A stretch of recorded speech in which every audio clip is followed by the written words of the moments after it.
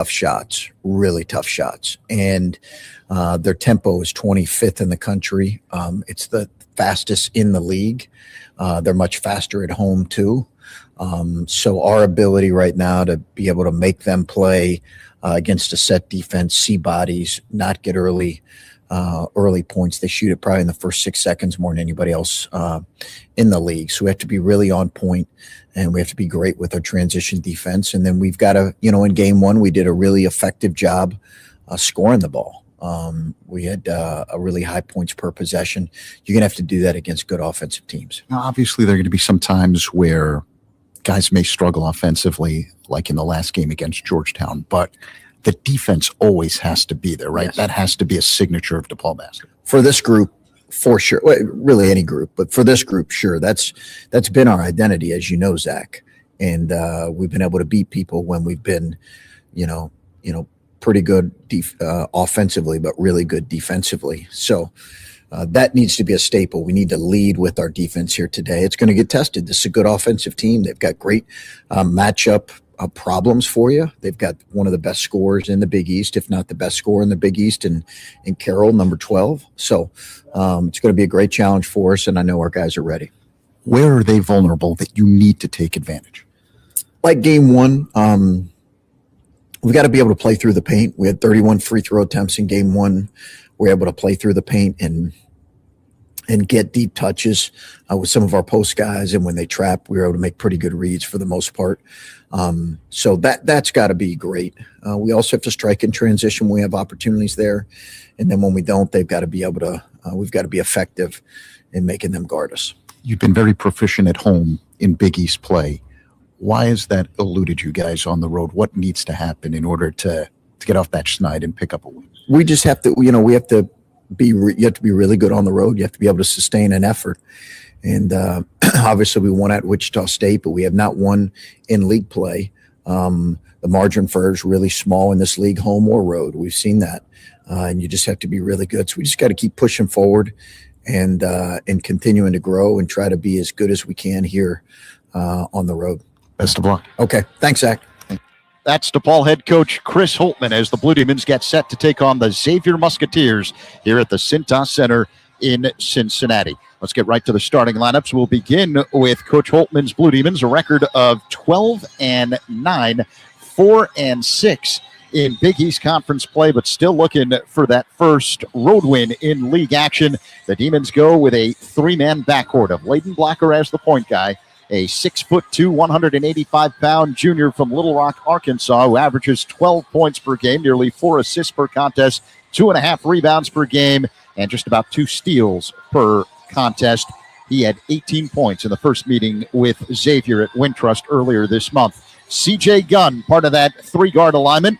The Demons' leading scorer, averaging 14-plus points per game, 6'7", 200-pound senior from Indianapolis. And the third man in the backcourt is R.J. Smith, a 6'3" transfer from Colorado who averages 8 points per game. He scored 10 points in the first meeting with the Musketeers, 6 rebounds and 5 assists.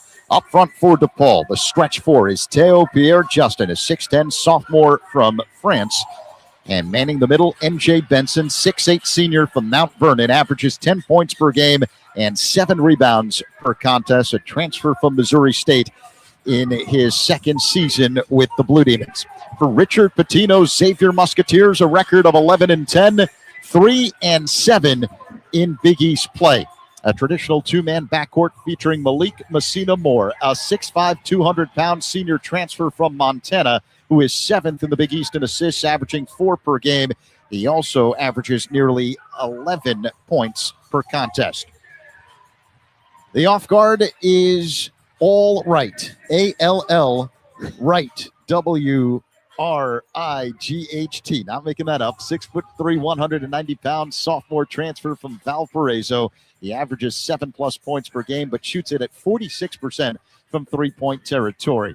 Up front for Xavier, Filip Borovicanin, a 6'9", 227-pound senior from Serbia, transfer from New Mexico, who averages just about 10 points per game, 8 rebounds per contest, good for third in the Big East, more than 4.5 assists per game, and a steal and a half per contest. There's Trey Carroll, a 6'8" graduate transfer from Florida Atlantic, the top scorer in the Big East. He averages more than 18 points per game, more than 5.5 rebounds per contest, nearly 3 assists per game. And he had 17 points and 7 rebounds in the first meeting with the Blue Demons. Rounding out the first 5 for Xavier is another transfer from New Mexico, 6'10" sophomore from Toronto, Jovan Milicevic, who averages just about 12 points per game to go along with 4 rebounds per contest. Alongside Dave Corzine, Zach Zaidman with you. We're getting set for the rematch between the Blue Demons and the Musketeers. Demons wearing their alternate black uniforms today. White numerals and lettering, and a horizontal red and blue stripes down the sides of the jerseys and the shorts. Xavier wearing gray uniforms at home today with navy blue numerals and lettering, and the letter X along the sides of the shorts. Demons looking to sweep the season series. Game number 38 all-time between DePaul and Xavier. The Musketeers lead it 23-14. NJ Benson will jump tip for DePaul. Doing the honors for Xavier will be Trey Carroll. The officials this afternoon, Brian O'Connell, Nathan Farrell, and Pete Larson. Cintas Center opened in the year 2000, located right in the heart of the Xavier campus in Cincinnati's Evanston neighborhood, which was named after the Evanston in Illinois. Evanston is about 5 miles northeast of downtown Cincinnati. The ball is up in the air, and the Demons control the tap, moving from left to right from our vantage point high atop the benches here at Cintas Center. DePaul and Xavier underway. Man-to-man defense by the Musketeers. Off to the right, it's C.J. Gunn. Slips, and the ball is got a whistle. Is there a held ball, or did they call it travel? Yeah, they called it travel on C.J. Gunn. It'll be Musketeer basketball. Interesting. Obviously, C.J. Gunn coming off that bad game at Georgetown, 1-for-8 performance. They're looking to get him involved earlier. They were running the play for him. He just slipped and fell down. Yeah, not exactly the kind of start the Demons were dreaming of. Nearly 30 seconds gone by. DePaul and Xavier scoreless. Musketeers with the ball. Milicevic fakes a 3 from the left side. Drives, kick out. A top key 3 on the way. Borovic misses. And Pierre Justin yanks down the rebound under the basket. Outlet blocker across the line. A diagonal spin to the middle. Flips right side. Pierre Justin fakes a 3. Puts it on the floor. Now he feeds Smith off to the left of the circle. 20 to shoot for the Demons. Loops a pass inside, mid-post left of the lane. It's Pierre Justin backing it on Carroll. Turnaround hook with the right hand. Rolls around the rim and drops in. That's the first time we've seen that from Pierre Justin. I think that's the first basket he's made in the Big East season. It wasn't the three-pointer. It's a 2-0 lead for DePaul over Xavier. Minute gone by. Carroll's got it. Right baseline. Floater up, air ball, rebound, Pierre Justin, and the big man brings it up across the line, down the right sideline, hangs in the air, diagonal pass off to the left, Gunn has it, and loses it as it rolls out of bounds along the left baseline. To be fair, it was an errant pass by Pierre Justin. A little bit of both. That was certainly a catchable pass, but didn't catch him, didn't hit him right in the numbers, that's for sure. Yeah, it's definitely not burrow to chase that they're used to here in Cincinnati. Musketeers work the ball around the perimeter. 1.5 minutes gone by. 2-0 DePaul. Driving straight down the lane. Milicevic, layup, count the basket, and the foul. Little ball fight there on that drive to the basket. Got Leighton Blocker to jump out of the way, and he was able to continue his drive down the lane, finish at the rim there, pick up that foul. So C.J. Gunn gets the foul.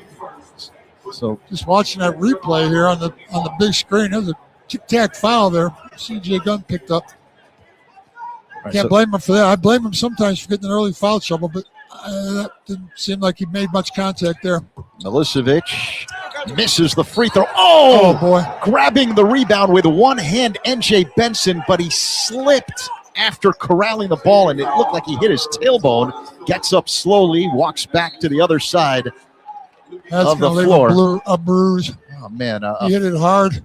A foul was called on Borovic on the play. So 2-2 the score. DePaul and Xavier. Nearly 2 minutes gone by. Benson, okay, he's still out there. Off to the right of the circle, it's R.J. Smith. One dribble to his right, feeds Benson. Left elbow. Benson backs in on Milicevic. Backing in. Whirls inside the paint. Couple of up fakes. Trying to power his way to the hole. Layup. Count the basket. Power move inside by N.J. Benson. He is so patient to make sure he's got a good balance and finish. Shannon drives and banks home an easy layup on the other end along the right side. That's exactly what Holtman talked to you about in the pregame, that they've got to get back. They shoot early. Xavier's looking to attack the basket. Game tied at 4, DePaul and Xavier here in the first half. 2 minutes gone by. Layden Blocker fakes a left side three. Right of the circle, it's Pierre Justin who swings it along the right wing to Smith. Driving baseline, angle cut off. So back up high. CJ Gunn's got the ball. Hesitation dribble. Loops a pass inside. Pierre Justin, floater to the right hand. It goes down again. Demons retake the lead. 6-4 over Xavier. 2.5 minutes gone by. Bounce pass inside. Milicevic. Up high, it's right. Off to the left of the circle. Messina Moore. One dribble to his right. Milicevic head of the key. They swing it to Trey Carroll. A right side three is no good. Rims out. Milicevic the rebound. His putback high off the glass doesn't go. DePaul with the rebound. Here comes Blocker across the line. Accelerates to the hole. Hangs in the air. Floater partially blocked. Loose ball picked up by Benson. And he spins home a layup. Power move again inside by He is MJ so Benson. strong. Blue Demons 8, Xavier 4. 3 minutes gone by here in the opening half in Cincinnati. Carroll has it. Mid-post right of the lane. A cross-court pass to Messina Moore. Touches it over to Milicevic. Hop step in the paint. Up high, it's Borovic. He drives left, stops Messina Moore. Deep three, left wing. And it goes down at the front of the rim and then dropped in. DePaul 8, Xavier 7. 16:25 to go in the first. Layden Blocker crosses the timeline off to the right.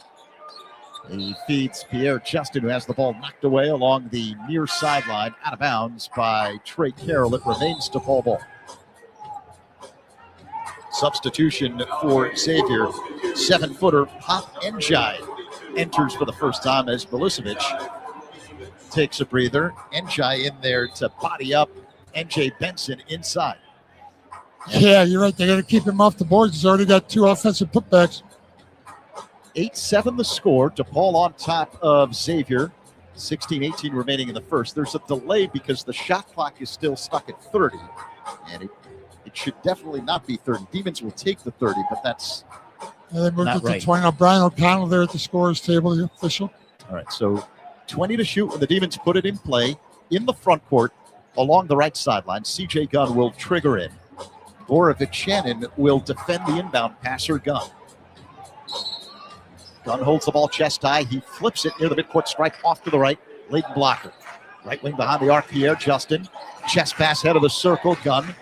Now off to the left of the circle, Smith. Back to Gunn. Top key three is good. There it is. You got to run some plays to him to get him untracked. Big three there. Yeah, Gunn coming off just a 4-point performance last time out against Georgetown. Carroll's got ahead of the key for Xavier. Stops the dribble. Off to the left, it's right. Crossover dribble, working on Blocker. Uses a screen. Stops at the free throw line. Diagonal pass, left corner. Carroll, here's a three. It rims out. One-handed rebound for Njai. Lost the ball. Taken away by Pierre Justin. Demons 11, Musketeers 7. 4 minutes gone by, opening half. Pierre Justin off to the right in three-point territory. Left side now, it's Blocker. Spins to the top of the key, bounces left, gives to Gunn at the free throw line, steps back. Diagonal pass, left corner three. It's Blocker. He misses, hit the back of the rim. Pierre Justin the rebound out to Gunn for three. And spins in and out. He hung on the rim there for a while. All right, driving left for the Musketeers, hangs in the air and misses a layup with the right hand. Rebound Gunn. DePaul 11, Xavier 7. 5 minutes gone by here in half number one. Left to right across the line. Layden Blocker down the left sideline with a right-handed dribble. Benson out of the key, right back to Blocker, fakes the three, feeds Gunn off to the left, hand in the face from right. Cross-court pass for Pierre Justin off to the right in three-point territory. Back to Gunn near the midcourt stripe off to the left. 5 to shoot. Left side pass, Smith. Is he looking at the shot clock? Sees it. Off balance three. I don't know if he got it off in time. It's a shot clock It violation. certainly didn't matter. He missed the backboard by about 20 feet there. Just threw it into the stands. Yeah, poor shot clock awareness by the Blue Demons. That leads to a turnover and our first official timeout. 14:38 remaining here in half number one. It's DePaul 11 and Xavier 7. Zach Zaidman, Dave Corzine with you at the Cintas Center.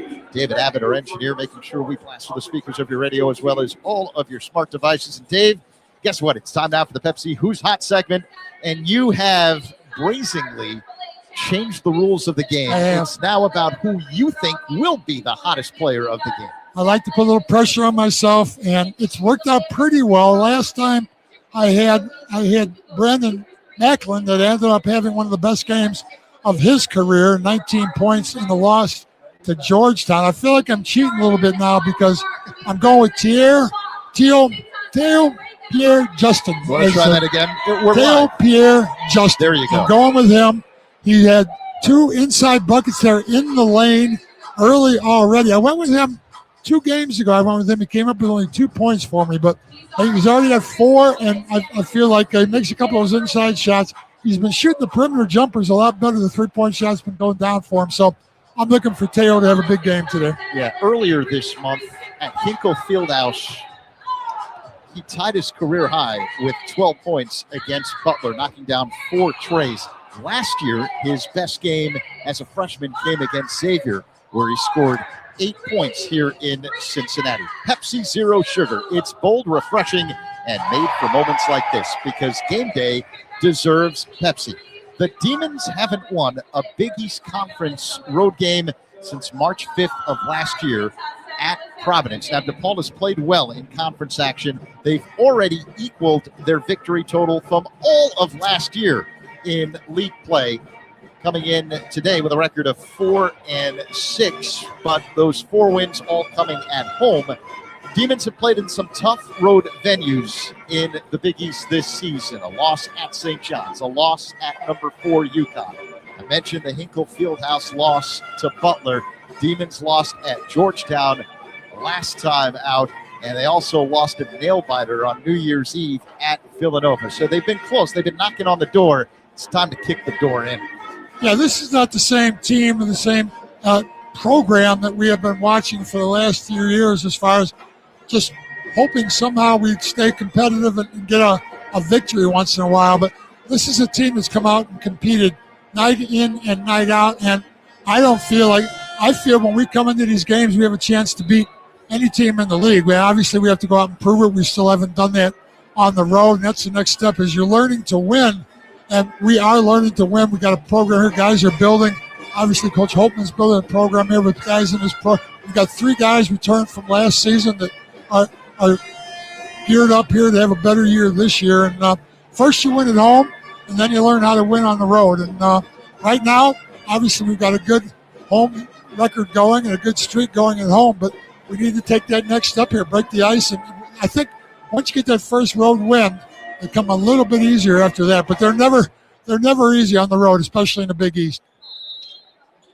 Musketeer ball out of the timeout. Xavier's got to go the full length of the floor. All right, brings it up across the line, down the left sideline. And he feeds Messina Moore as they run the weave at the head of the key. Carroll's got it between the rings. Off to the left, it's right. A bounce pass, top of the circle, Messina Moore, 15 to shoot. As Cruz McClure guards Messina Moore. Right, 3-point range to the left, being hounded by Brandon Macklin. Now Borovic-Shannon drives to the free throw line. 4 to shoot. Follow-away jump shot left of the lane is no good. And the ball goes out of bounds. Last touch by Cruz McClure along the far corner along the baseline. He's fighting for the ball there. Came up short, but Demons have to get on that board, not allow them to get second looks.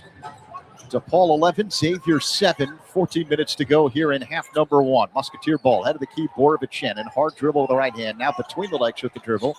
Gives to Carroll, left of the circle. He drives, stops mid-post, floater with the left hand, goes down. That's his first bucket of the game. Remember, he had 22 points in the first half in their last game against Seton Hall and got shut out in the second half, but he's averaging almost 30 points a game over the last 4 games. DePaul with the ball up 11-9 over Xavier. Under 14 minutes remaining in the first half. Inside pass. It's Fabian Flores, and he kicks it out. Head of the key, Macklin fakes a 3. Now McClure has it left wing with 10 to shoot. I can't believe Flores kicked it out. Driving right, Macklin hangs in the air. Shot blocked. Goaltending? Was a goaltending violation called or a foul? Might have been both. Might have called the foul on the play. A foul was called on all right of Xavier. Did they give him the goaltending? They gave him the basket, so it's a basket and foul. and Macklin will go to the line and try and complete a 3-point play. It's 13-9. DePaul over Xavier with 13:27 to go here in the first.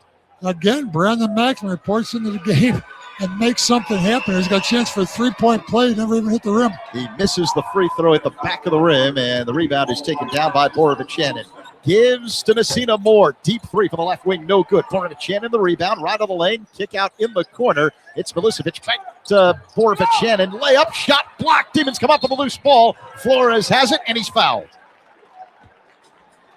Borovic-Shannon got him. DePaul 13, Xavier 9, 13-12 to go here in half number one. 3-team foul. There's a third-team foul now on Xavier. Demons ball left to right across the line comes R.J. Smith. Flips to Macklin between the circles. Off a curl, it's McClure left wing. Blitz by a double team. Now inside, it's Flores. Left of the lane, backing in on Milicevic. Kick out, Macklin off to the left. Right wing behind the arc. Smith 10 to shoot for the Demons. Smith dribbles to the head of the key. Stops, needs help, plays catch with Flores. 2 to shoot. They're not looking at the clock. Off balance 3, no good. He got that one off in time. Long rebound out to Carroll along the far sideline. Into the front court, Messina Moore. Down the left sideline. Head of the key, Carroll. Driving right, whirls inside the paint. Couple of up fakes. Floats up a lefty hook and puts it in. That's a situation where you got to be aware that he's a lefty. Call up a little pump fake with his right hand. They went for it, and he went underneath him with his left. I don't understand how that happens so many times. It's in the scouting report, usually in italics. Driving right, Caleb Banks backs home a layup. You would think if you read the scouting report, it tells you he's a lefty, and you're facing him for the second time this season. But I digress. Carroll has it out of the key between the legs with the dribble. Off to the left. It's Messina Moore. He drives inside the paint. Whirls left. Whirls right. Kick out. Carroll. Now an extra pass. Isaiah Walker for 3, and he drills it from the right wing. And Walker gave him the payoff there. Good ball movement. They had the ball in the lane.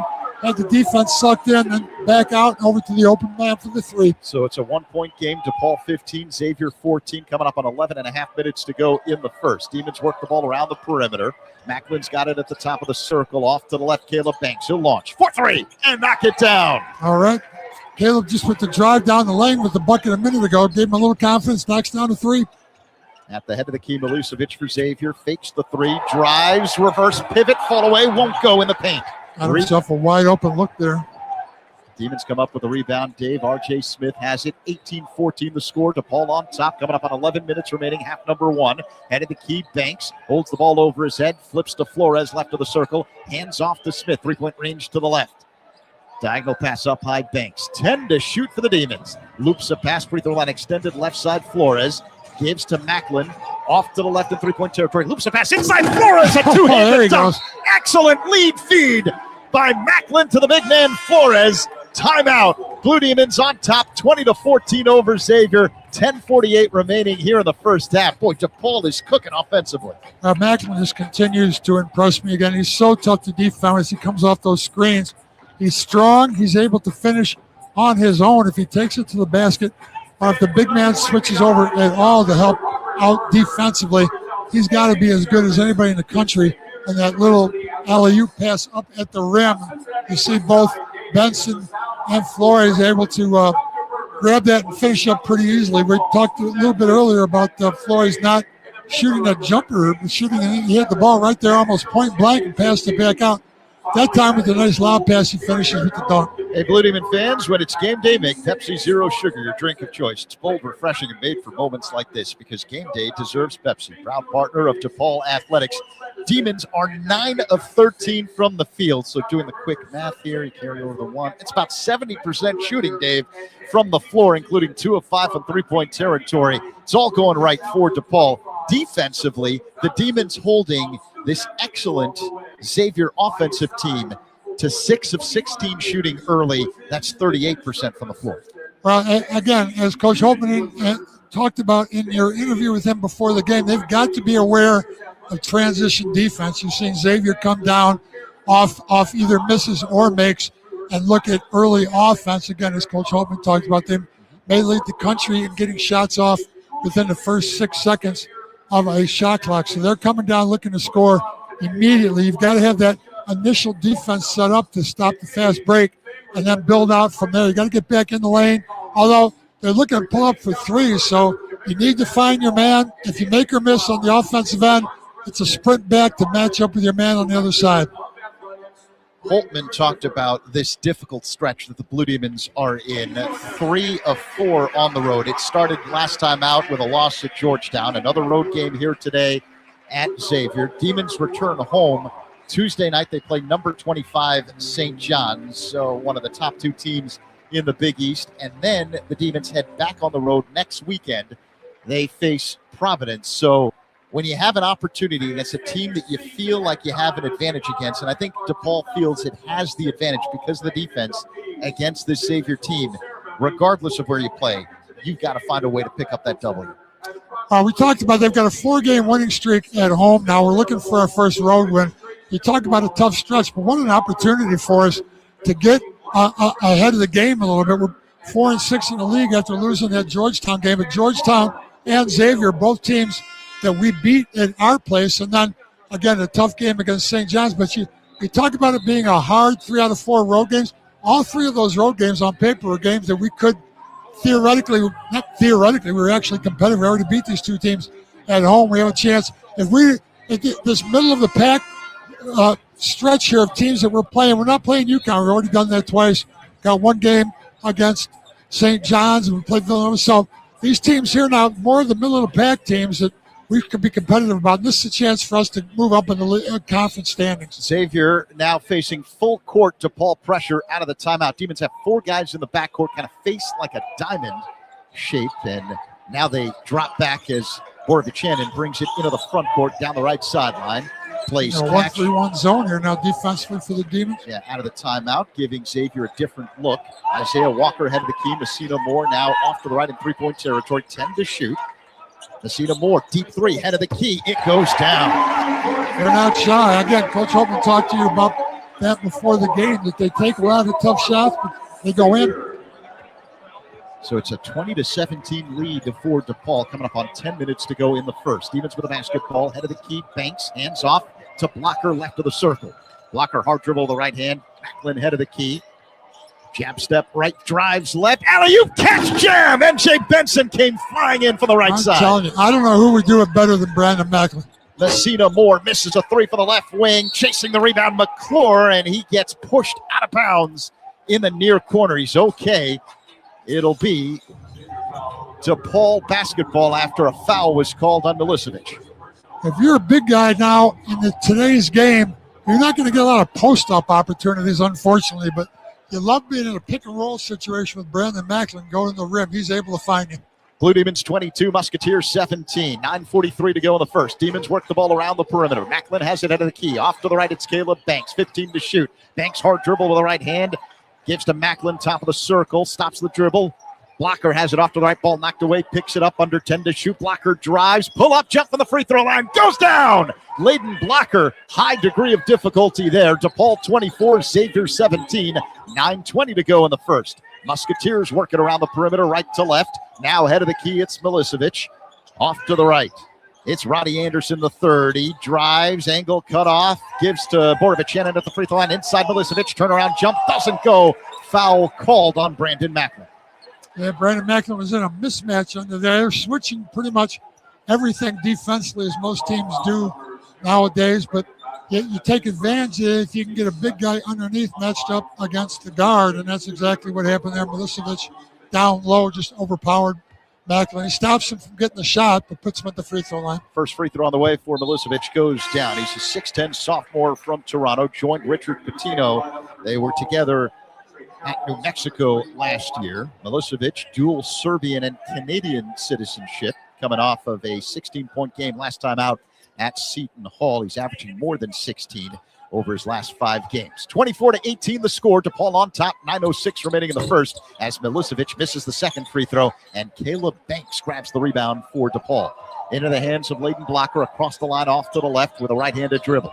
Man-to-man defense in the half court by the Musketeers. Head of the key, Blocker spins off to the right, drives and stops and gives to McClure off to the right behind the arc. Head of the key, Banks 15 to shoot for the Demons. McClure, right of the circle, holds the ball knee-high, puts it on the floor, gives to Banks, three-point territory, left side, loops a pass inside Benson, mid-post left of the lane, whirls inside the paint, hook shot with the right hand, no good. Rebound taken down by Walker for the Musketeers. He'll cross the line off to the left. Carroll ahead of the key. Back to Walker, left wing behind the arc. At the free throw line, Borovic-Hannon. Jumper on the way. Back rim doesn't go. And the ball is knocked out of bounds by Milicevic along the far sideline. Demons ball. Not one player on that Xavier team, as Milicevic took that jump shot.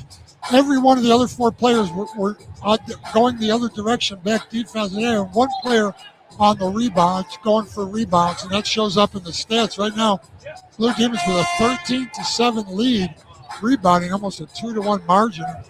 Xavier not a good rebounding team. They're -5, almost -6 for the year per game. You can see why they're not very aggressive on the offensive boards.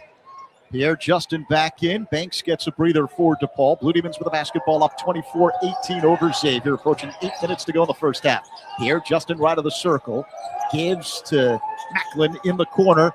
Now McClure, extra pass inside Benson, missed the jam. McClure had it at the free throw line. Nice Touch pass inside to Benson and couldn't complete. Xavier basketball. Carroll has it off to the right in three-point territory, being hounded by Blocker. Gives to right.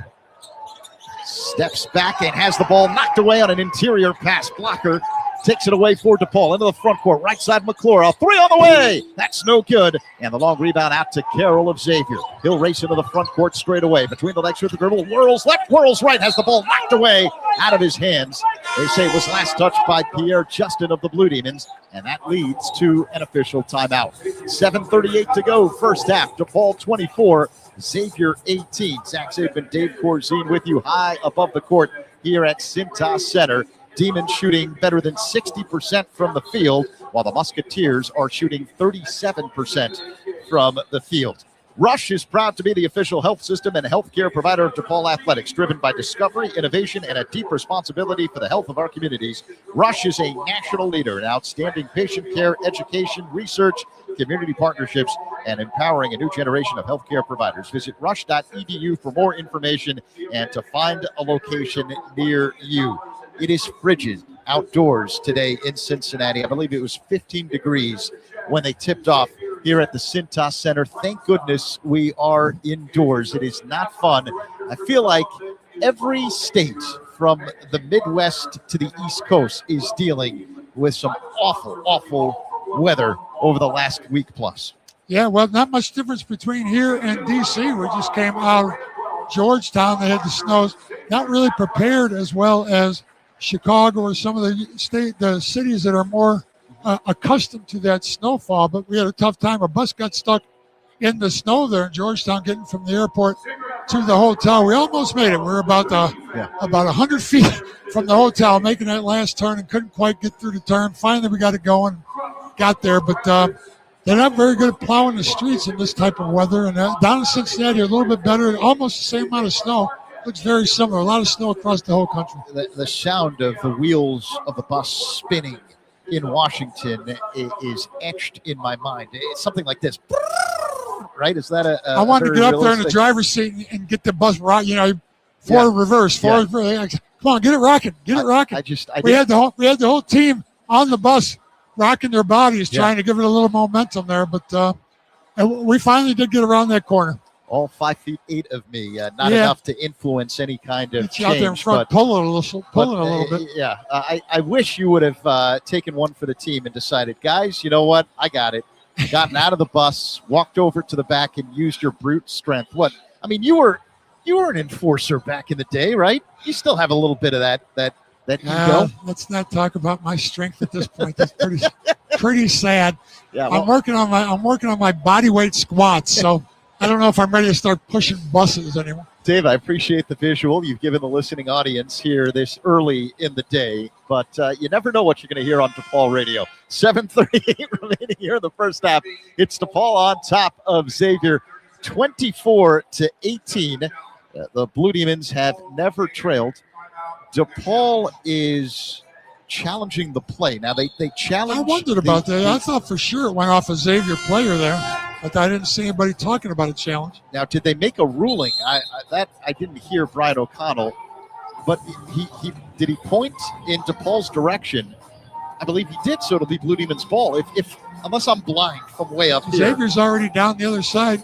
Yeah, so it'll be Blue Demons basketball. Yeah, okay. The Demons won the challenge. I didn't see him challenge, but I thought for sure it did go off Xavier play. So I believe, this is off the top of my head, the Demons are 6-1 this year when it comes to replay challenges. Macklin will trigger in for DePaul. Full court Xavier pressure. They got three guys kind of forming a triangle. Now they drop back as R.J. Smith methodically brings it into the front court left to right.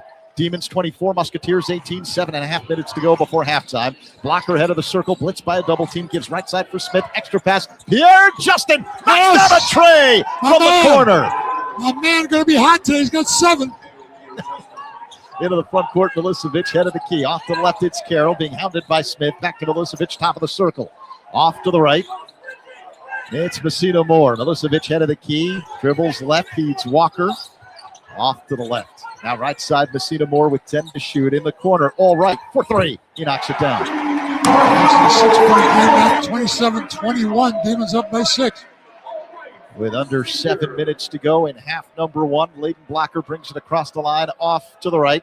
Head of the circle, Pierre Justin, bounce pass, free throw line, extended left, Benson, hands off to Blocker, 3-point range to left, loops a pass inside, Benson couldn't handle, ball taken away by Messina Moore, and he's fouled from behind by N.J. Benson. Did he really pick up that foul? That was really not a smart foul there. He was way, he didn't even have a chance to pick up he seemed like he was frustrated and just grabbed him as he was running down the floor. I believe that's the apt description there. The frustration led to the foul. All right, it's 27-21 DePaul over Xavier. 6.5 minutes to go in the first. Musketeers with the ball all right at the free throw line. Hesitation, dribble, checked by Benson. Messina Moore left of the circle. And a bounce pass free throw line. Carroll inside Milicevic. Spins right, and he's fouled by Blocker as he attempted to throw up a hook shot. Well, that's a smart play by Xavier. They run the play. They know the Demons are switching on that play, so they have one of their big guys down low who end up matched up against the guard. They had Brandon Maxwell down there before picked up the foul. That time, the other guard gets down. They get stuck with Leighton Blocker down there that time picking up the foul. So Xavier doing a nice job on those mismatches to find the big guy underneath. Milicevic hits the first free throw. It's 27-22 DePaul, 6:20 to go in the first. One more free throw for the big forward, Milicevic. Flips the ball up and in.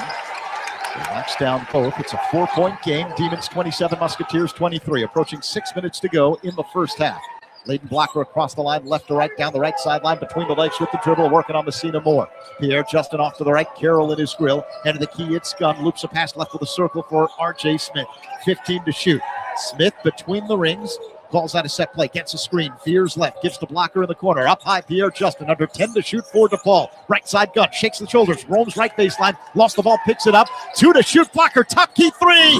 No good, at the back of the rim. Long rebound, tracked down by C.J. Gunn between the circles. Off to the left, it's R.J. Smith for DePaul. Uses a screen, bounces left, hop step in the paint, fall away jump shot, gets it to go from the baseline. So the extra opportunity leads to 2. Milicevic, 3 on the way, rims out for the right side, and DePaul gets the rebound. Leighton Blocker's got it. 29-23, the Blue Demon advantage. 5:24 to go here in the first. On the road at Xavier. Head of the key, Blocker spins left, working on Milicevic. Now the corner, Smith, head of the circle. Pierre Justin holds the ball over his head. Back to Smith, left wing behind the arc. Uses a Pierre Justin screen and gives to Blocker off to the left with under 10 to shoot. Blocker drives, angle cut off. No one's looking at the shot clock. 5 to shoot. Blocker sees it, drives, floats up a runner, high off the glass, banks it home. And no, I thought they're going to foul also. I don't know what the stoppage of play is here. Yeah, I don't know why they blew the whistle, but the basket counts. It's 31-23, DePaul over Xavier with 5 minutes to go in the first. Oh, I think Leighton Blocker has an equipment issue. He broke his glasses. Oh, so Leighton Blocker knocked down the shot and broke his glasses. He wears glasses, not goggles. The familiar black rims. I wonder what the vision, I've never asked him if he can see playing basketball without the glasses. Apparently not, or he wouldn't have them on. So Well, he's here he's got a new pair that Brian McConnell, the official, just brought him out, handed him another pair of glasses, so he must have spares on the bench there. right. I don't know if they're glasses or goggles that he's wearing now, but give a heads up to DePaul trusted trader Mike Summer for finding the extra pair.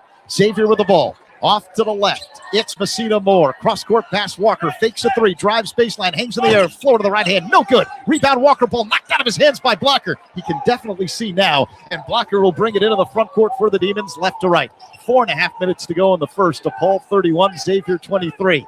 Blocker between the rings. Feeds Smith left of the circle. Now Gunn has it at the top of the key. Off to the left. Smith for three. Rims out. And getting the rebound with one hand is Milicevic, who feeds Messina Moore into the front court off to the right. Inside pass too strong as Milicevic was looking for Carroll from the head of the key, and it bounced out of bounds under the basket. DePaul ball. He just lack of focus on the offensive end for Xavier. He just kind of floated a pass out of bounds, nowhere near Carroll. Had a post-up situation. Just a poor pass. Substitution for the Blue Demons. Blocker back to the bench. Cruz McClure re-enters for DePaul. Demons with a 31-23 lead over the Musketeers, approaching 4 minutes to go in the first half. Brandon Macklin will operate as the lead guard on this possession. He'll cross the line off to the right. Calls out a set play with the left hand. Yo-yos with the right. Feeds Smith. Three-point range, right side. Smith near the midcourt stripe off to the right. Flips it to Macklin along the right sideline. Under 10 to shoot. Loops a pass left side. Smith fakes a three. McClure ahead of the circle. 5 to shoot. Macklin drives baseline, not looking at the shot clock. Fall away jumper. It's good! Of course. As the shot clock expires. 33-23 the score. The Demons up by 10 with 3.5 minutes to go in the first. On the road at Xavier. All right. Has it right of the circle. Drives left. Hangs in the air. Shot blocked from behind by Flores, who retrieves the loose ball into the hands of Macklin.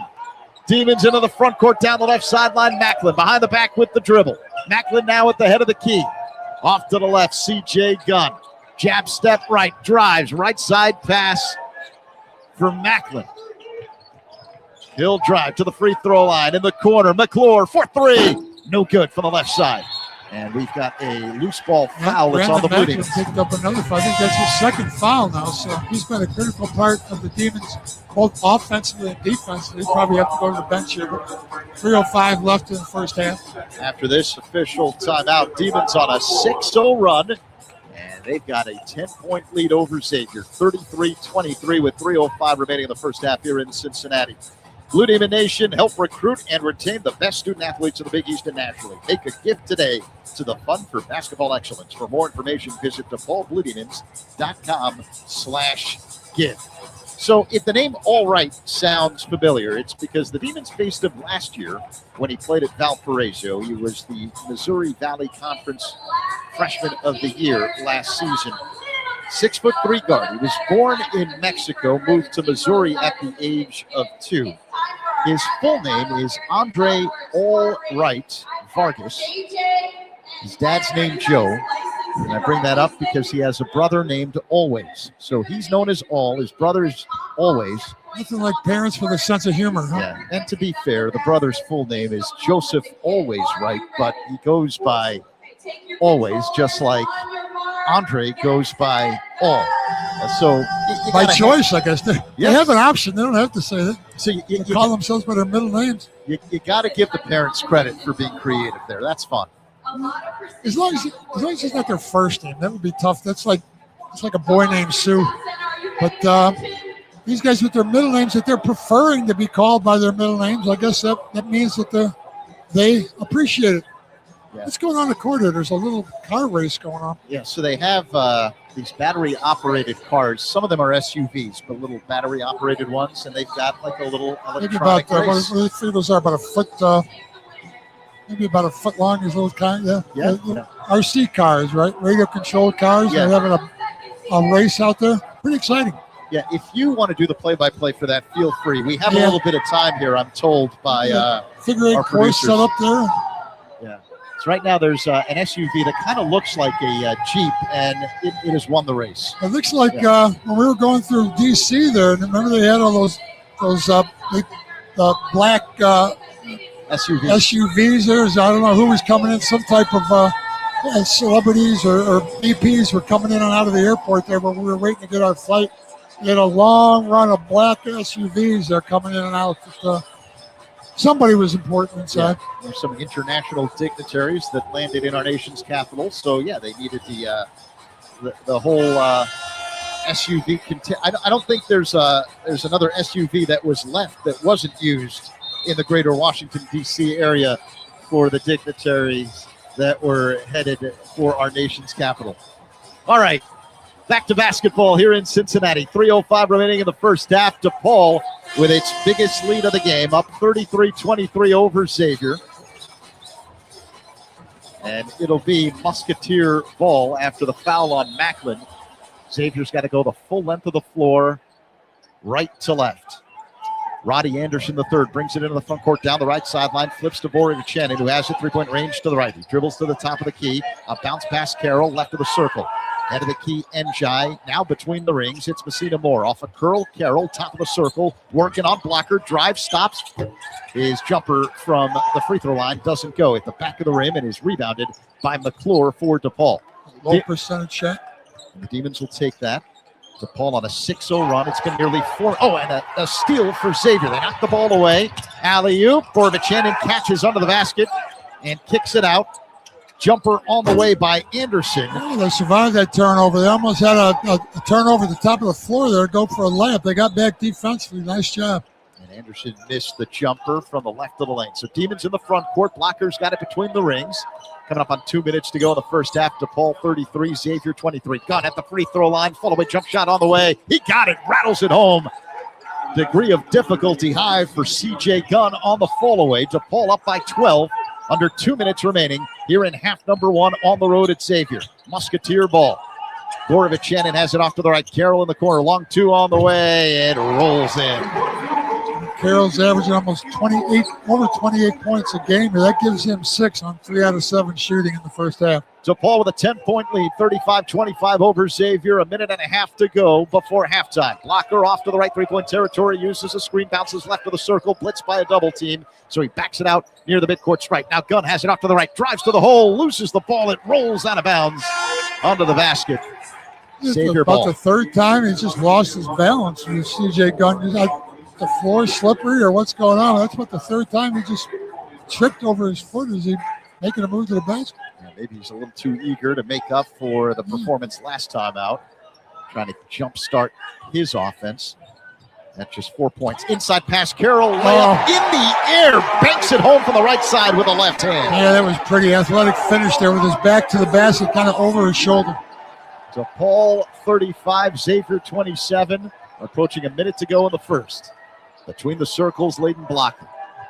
Fears off to the left, drives to the hole, whirls inside the paint, lost the ball, picks it up, fall away, hook, no good. The rebound, tapped out to McClure off to the right. Left wing, Pierre Justin, his three, no good. Long rebound out to Anderson, Xavier ball. Lead feed Milicevic, extra pass in the corner now. It's Messina Moore, and he's fouled, reach in by McClure. Those are the kind of fouls. You want to be aggressive, but you don't want to pick fouls up on the floor unnecessarily. Get yourself in foul trouble, put the team in the bonus. 45.2 seconds remaining here in the first half. It's DePaul 35, Xavier 27. That's the 6th team foul on DePaul here. Only 45 seconds left to go in the half. They're not in the bonus. So Messina Moore will trigger in front court baseline right and loops a pass up high to Borovic. Off a curl, Messina Moore, right wing three is good. Good execution there. He came off that screen. He was the inbounder. Came off double screen there and hit a wide open three. Good job executing out of bounds play by Xavier. Timeout, Chris Holtman and DePaul. 39 seconds remaining in the first half. It's the Blue Demons 35, the Musketeers 30. Just one of those situations where you think Holtman's drawing up a 2-for-1 type of situation. He gave up on that 2-for-1, especially with 39 seconds left. They're coming down. I think they'll want to hold for the end here, just try to take as much time off the clock as they can. But we'll see, because obviously both coaches now are going to try to come up with something. We'll see. I'm more interested to see if Xavier comes out in some kind of full court press or something to take us out of our offense. If I disagree with you on the air, you're going to ball up your fist and hit me in the kidneys. Please don't. But I think this is going to be a 2-for-1. Well, that's why we're here to watch. So let's see what happens. Yeah, I just want to put a little something on the line here, a little gentlemanly wager here, just to see who's right. What do you say? A punch to the kidneys is what's on the line here? Yes, and I'm in a defensive position, elbows low right now as I speak. I'm not very confident in your chances here. I don't think DePaul is going to get 2 for 1 out here, especially here we go with the Xavier full court press that I predicted. Pierre Justin triggers in, far corner blocker, feeds Pierre Justin straight away in the backcourt. Demons have to get it across. R.J. Smith has it and races across the line off to the right. Up high, Pierre Justin fakes a three, right side. It's Smith. Uses a Pierre Justin screen, spins to the top of the key. 10 to shoot for DePaul. Off to the left. Smith lost the ball. It's picked up.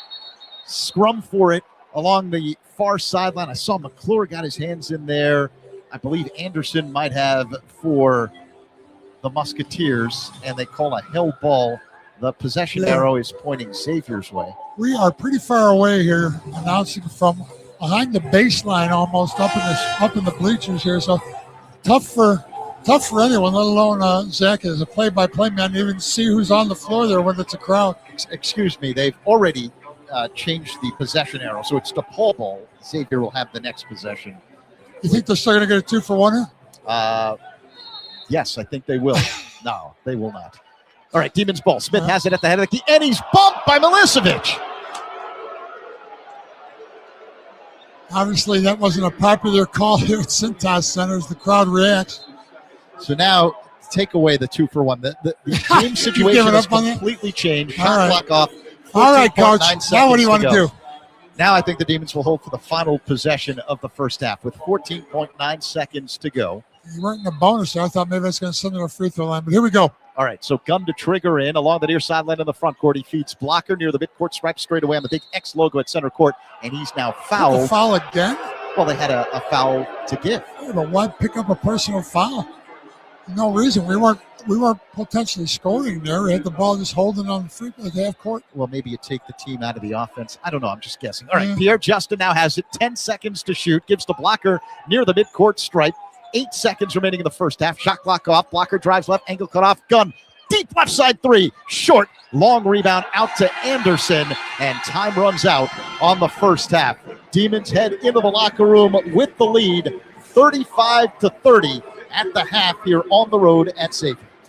You know, Zach, we've got a 5-point lead, which we can be happy about, but we're shooting 55% for the game in the first half. There's 16 out of 29. Xavier only shooting under 40%. So 5-point lead on the road. We'll take it every time, but we got to continue to play good defense. Holding Xavier to 30 is Xavier one of the top scoring teams in the Big East. 30-point half is a good defensive job by the Demons. Yeah, the Demons ended the half in a scoring drought of 2+ minutes as Xavier finished the first half on a 7-0 run. But as mentioned, DePaul's got the lead 35-30 over Xavier after the first 20 minutes of play. Let's take a look at the Big East and college basketball scoreboard in conference play. Late second half, good one going in New Jersey. Marquette and Seton Hall tied at 60.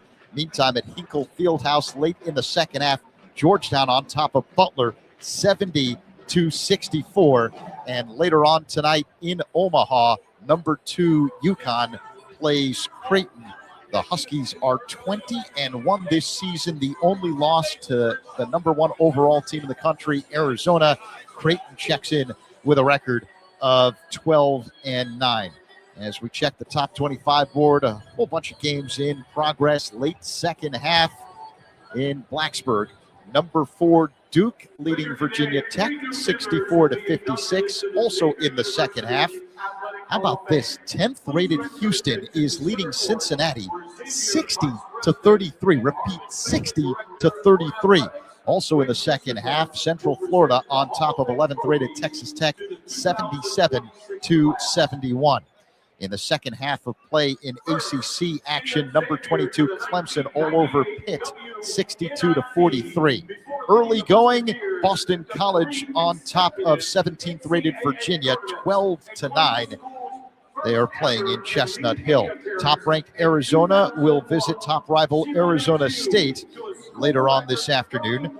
Number 16, North Carolina on the road at Georgia Tech. 20th rated Louisville is home against SMU. Number 24, Miami of Ohio is hosting NIU this afternoon. Great matchup at Fog Allen Fieldhouse later this afternoon. 14th rated Kansas is home against number 13 BYU. 18th rated Vanderbilt hosts Ole Miss tonight. Number 15 Arkansas takes on Kentucky this evening as John Calipari faces his former school. And number 6 Gonzaga late night hosting St. Mary's. Here in Cincinnati, it is DePaul with a 35-30 lead over Xavier after the first 20 minutes of play. And Dave, it is time now for the first half recap, brought to you by Aries Charter Transportation, an official charter bus provider of DePaul Athletics. All right, Zach. Well, 5-point lead for the Demons here at halftime. We'll go over some of the individual scoring. For Xavier first, Malik Messina Moore leads all scorers with 9 points here in the first half on 3 out of 5 shooting, and all of those were three-pointers. So 9 points to lead all scorers. Trey Carroll, who has been the leading scorer in the Big East and has been scoring close to 30 points a game over the last 4 games, comes up with 4 for 8 shooting in the first half. He missed both of his 3-point attempts, so he has 8 points in the half. Other scorers for Xavier, all Wright's got 3 points, 5 points for Jovan Milicevic. He's got 3 out of 5 from the free throw. And he's the only player for Xavier that shot a free throw there in the first half. Free throw shooting very much not a factor in this game after the Demons had 31 free throws in the first meeting against these two teams. But let's see, more individual scoring. Morfachinen with 2 points. Off the bench, Isaiah Walker with 3 points to come up with 30 points for Xavier. For the Demons, the leading scorer, Teo Pierre Justin, with 7 points on 3 out of 4 shooting. One of those was a 3-pointer. He's got 7 points to lead all of the Blue Demons in scoring. NJ Benson, the recipient of a couple of nice alley-oop passes there, again from Brandon Macklin. He's got 6 points on 3 out of 5 shooting in the first half here. 5 points, CJ Gunn trying to rebound from a poor performance in that Georgetown game on the road where he was 1 for 8. He's 2 for 4 here in the first half, and he's got 5 points. One of those buckets, a 3-pointer. 4 points apiece for Brandon Macklin, who came off the bench, and Leighton Blocker started at 2 for 6 from the floor. He's got 4. Caleb Banks off the bench with 5 points. He hit both of his shots. One of those was a 3, and he's got 5 points for that. Fabian Flores got another alley-oop pass and finished that one up with his bucket there. He's got 2 points at the half for 35 points. Scoring in the half for the Demons. Shooting for the Demons. Good shooting performance, 16 out of 29, 55% from the floor, 3 out of 12 from behind the three-point line, and only 1 free throw. They do not have a point from the free throw line in the first half. Brandon Macklin missed that 1 free throw he had where they had the goaltending call and then the foul on the shot. He had a shot to complete that 3-point play and missed the only free throw of the half for the Blue Demons there. Now we'll be going to the line for Xavier. Doing a good job again defensively. We held Xavier to about 40% shooting in the first game in Chicago. And again, almost the exact same shooting percentage here in the first half in Cincinnati. 11 out of 28 from the field for the Xavier. 39% shooting, 5 out of 11. So they're shooting pretty well from behind the arc, almost 45% from behind the three-point line. So typically that would mean that they're in good shape offensively, but Demon defense has held them to only 30 points here in the half. Rebounding-wise, has been a big factor in this game where Demons have 20 rebounds, out-rebounding Xavier 20-13, 20 rebounds in the half. They did a nice job of cleaning up that defensive board. They got 16 defensive rebounds in that first half, keeping Xavier to only 3 offensive boards. Xavier with the 13 boards, 10 of them on the defensive side, 3 on the offensive side. Points, second chance points, Demons up 4-2 off those offensive rebounds. But overall, Demons with a 7-point advantage on the rebounding margin in the first half. Assists, Demons got 8 assists on 16 baskets. Xavier 9 assists on 11 baskets. So Xavier does a nice job typically on assists per game. They're one of the top teams in the country in assists per game. And again, 9 assists in the first half to only 3 turnovers. Their assist to turnover ratio, again, one of the best in the Big East and one of the best in the country. So they've been successful in some areas of the game, but just the defensive effort against this DePaul team, allowing them to shoot 55% in the first half. If we can continue to be that efficient offensively in the second half, we're going to be in good shape. Demons had as big as a 12-point lead with 2 minutes to go in the first half. They had best scoring runs. Demons had an 8-point scoring run. Xavier with a 7-point scoring run at one point as they cut into that early lead for the Blue Demons. Right now we're getting on, let's see, yeah, well, we talked about turnovers, and I think we're getting ready for the second half. I think that pretty much covers the first half stats. Demons with a 5-point lead, 35-30. And your first half recap is courtesy of Aries Charter Transportation, as DePaul has a 5-point advantage over Xavier after the first 20 minutes of play, 35-30.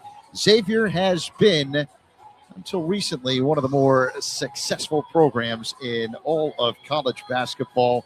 29 NCAA tournaments in the last 42 years that the tournament has been held. The program has featured some of the best coaches in the game: Pete Gillen, Skip Prosser, Thad Matta, Sean Miller, and Chris Mack. The Musketeers nickname was adopted in 1925 after a university trustee suggested it, inspired by the book, yes, The Three Musketeers, written by Frenchman Alexander Dumas in 1844. It embodies the school's all for one, one for all motto. Dave, I will give you a crisp $100 bill as we speak if you can name the Three Musketeers. Oh, I had in it the in my book. notes, but I didn't bring it with me. I knew you were going to quiz me on something, Professor. I'm blank. I had it in my notes in our previous Cincinnati game, but I didn't come prepared. What do you got? Athos, Porthos, and Aramis. They were French guards. I wouldn't have come close if I'd have guessed. I wasn't in the ballpark. Yeah, you would not have. There's no way. That's why I was willing to. You know me. me. It was a big gamble for you with that $20. I haven't seen it actually come out of your wallet now that quite a while. My kidneys came out unscathed after the tail end of the first half. It's so not over yet. Yeah. Well, I'm not making any more of those those predictions with you. But they were French guards, the Three Musketeers, and they inspired D'Artagnan, the leading character of the book, the protagonist, if you will. But I'm bringing that up here because, we are on the campus of a major university, Xavier. I figure why not learn something? So are we playing the D'Artagnan role then in your fantasy here? No, there's no fantasy. I'm just explaining how Xavier became the Musketeers. Again, a trustee. We're trying to connect this into the Musketeers, so that would make us D'Artagnan, and if we're the protagonists. The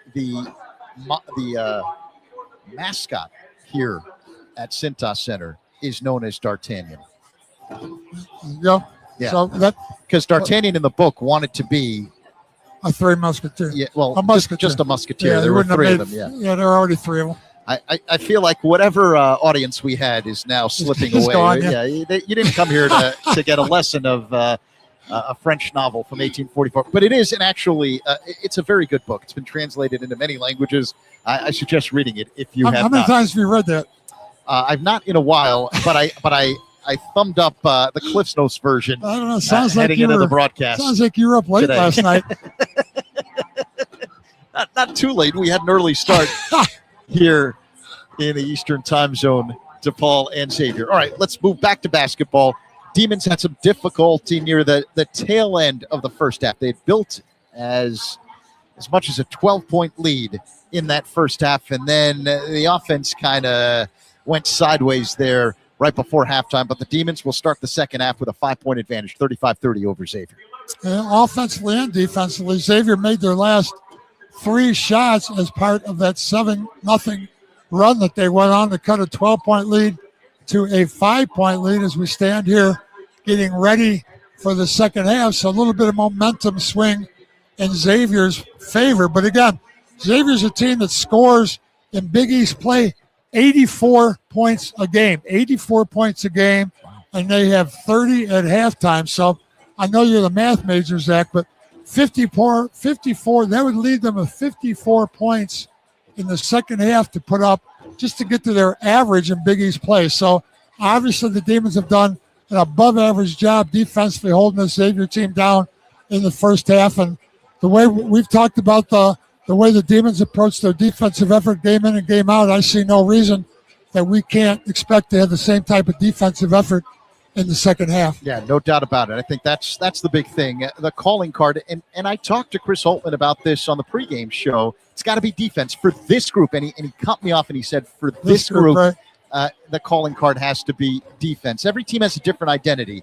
The one that the Demons have built this year, when they've been at their best, they've had that suffocating defense, and they do a terrific job on the boards. Well, if you're a good coach, you coach to your personnel. You know, there's different types of coaches. Some coaches stick with exactly what they do. This is my style. This is what I do, and they try to recruit players that match that style. But you have to blend the players you have with the way, as a coach, you want to play the game. And I think that obviously, you look at our team this year, the makeup of it. We've got some pretty good offensive threats out there, but on a night in and night out basis, again, one of the cliches of sports is defense is going to be there night in and night out. Especially you look at a guy like C.J. Gunn. Yeah, he's our leading scorer. If you're going to depend on our offense to win games night in and night out, your leading scorer, C.J. Gunn, just came off a 1-for-8 performance in Georgetown and has been inconsistent. So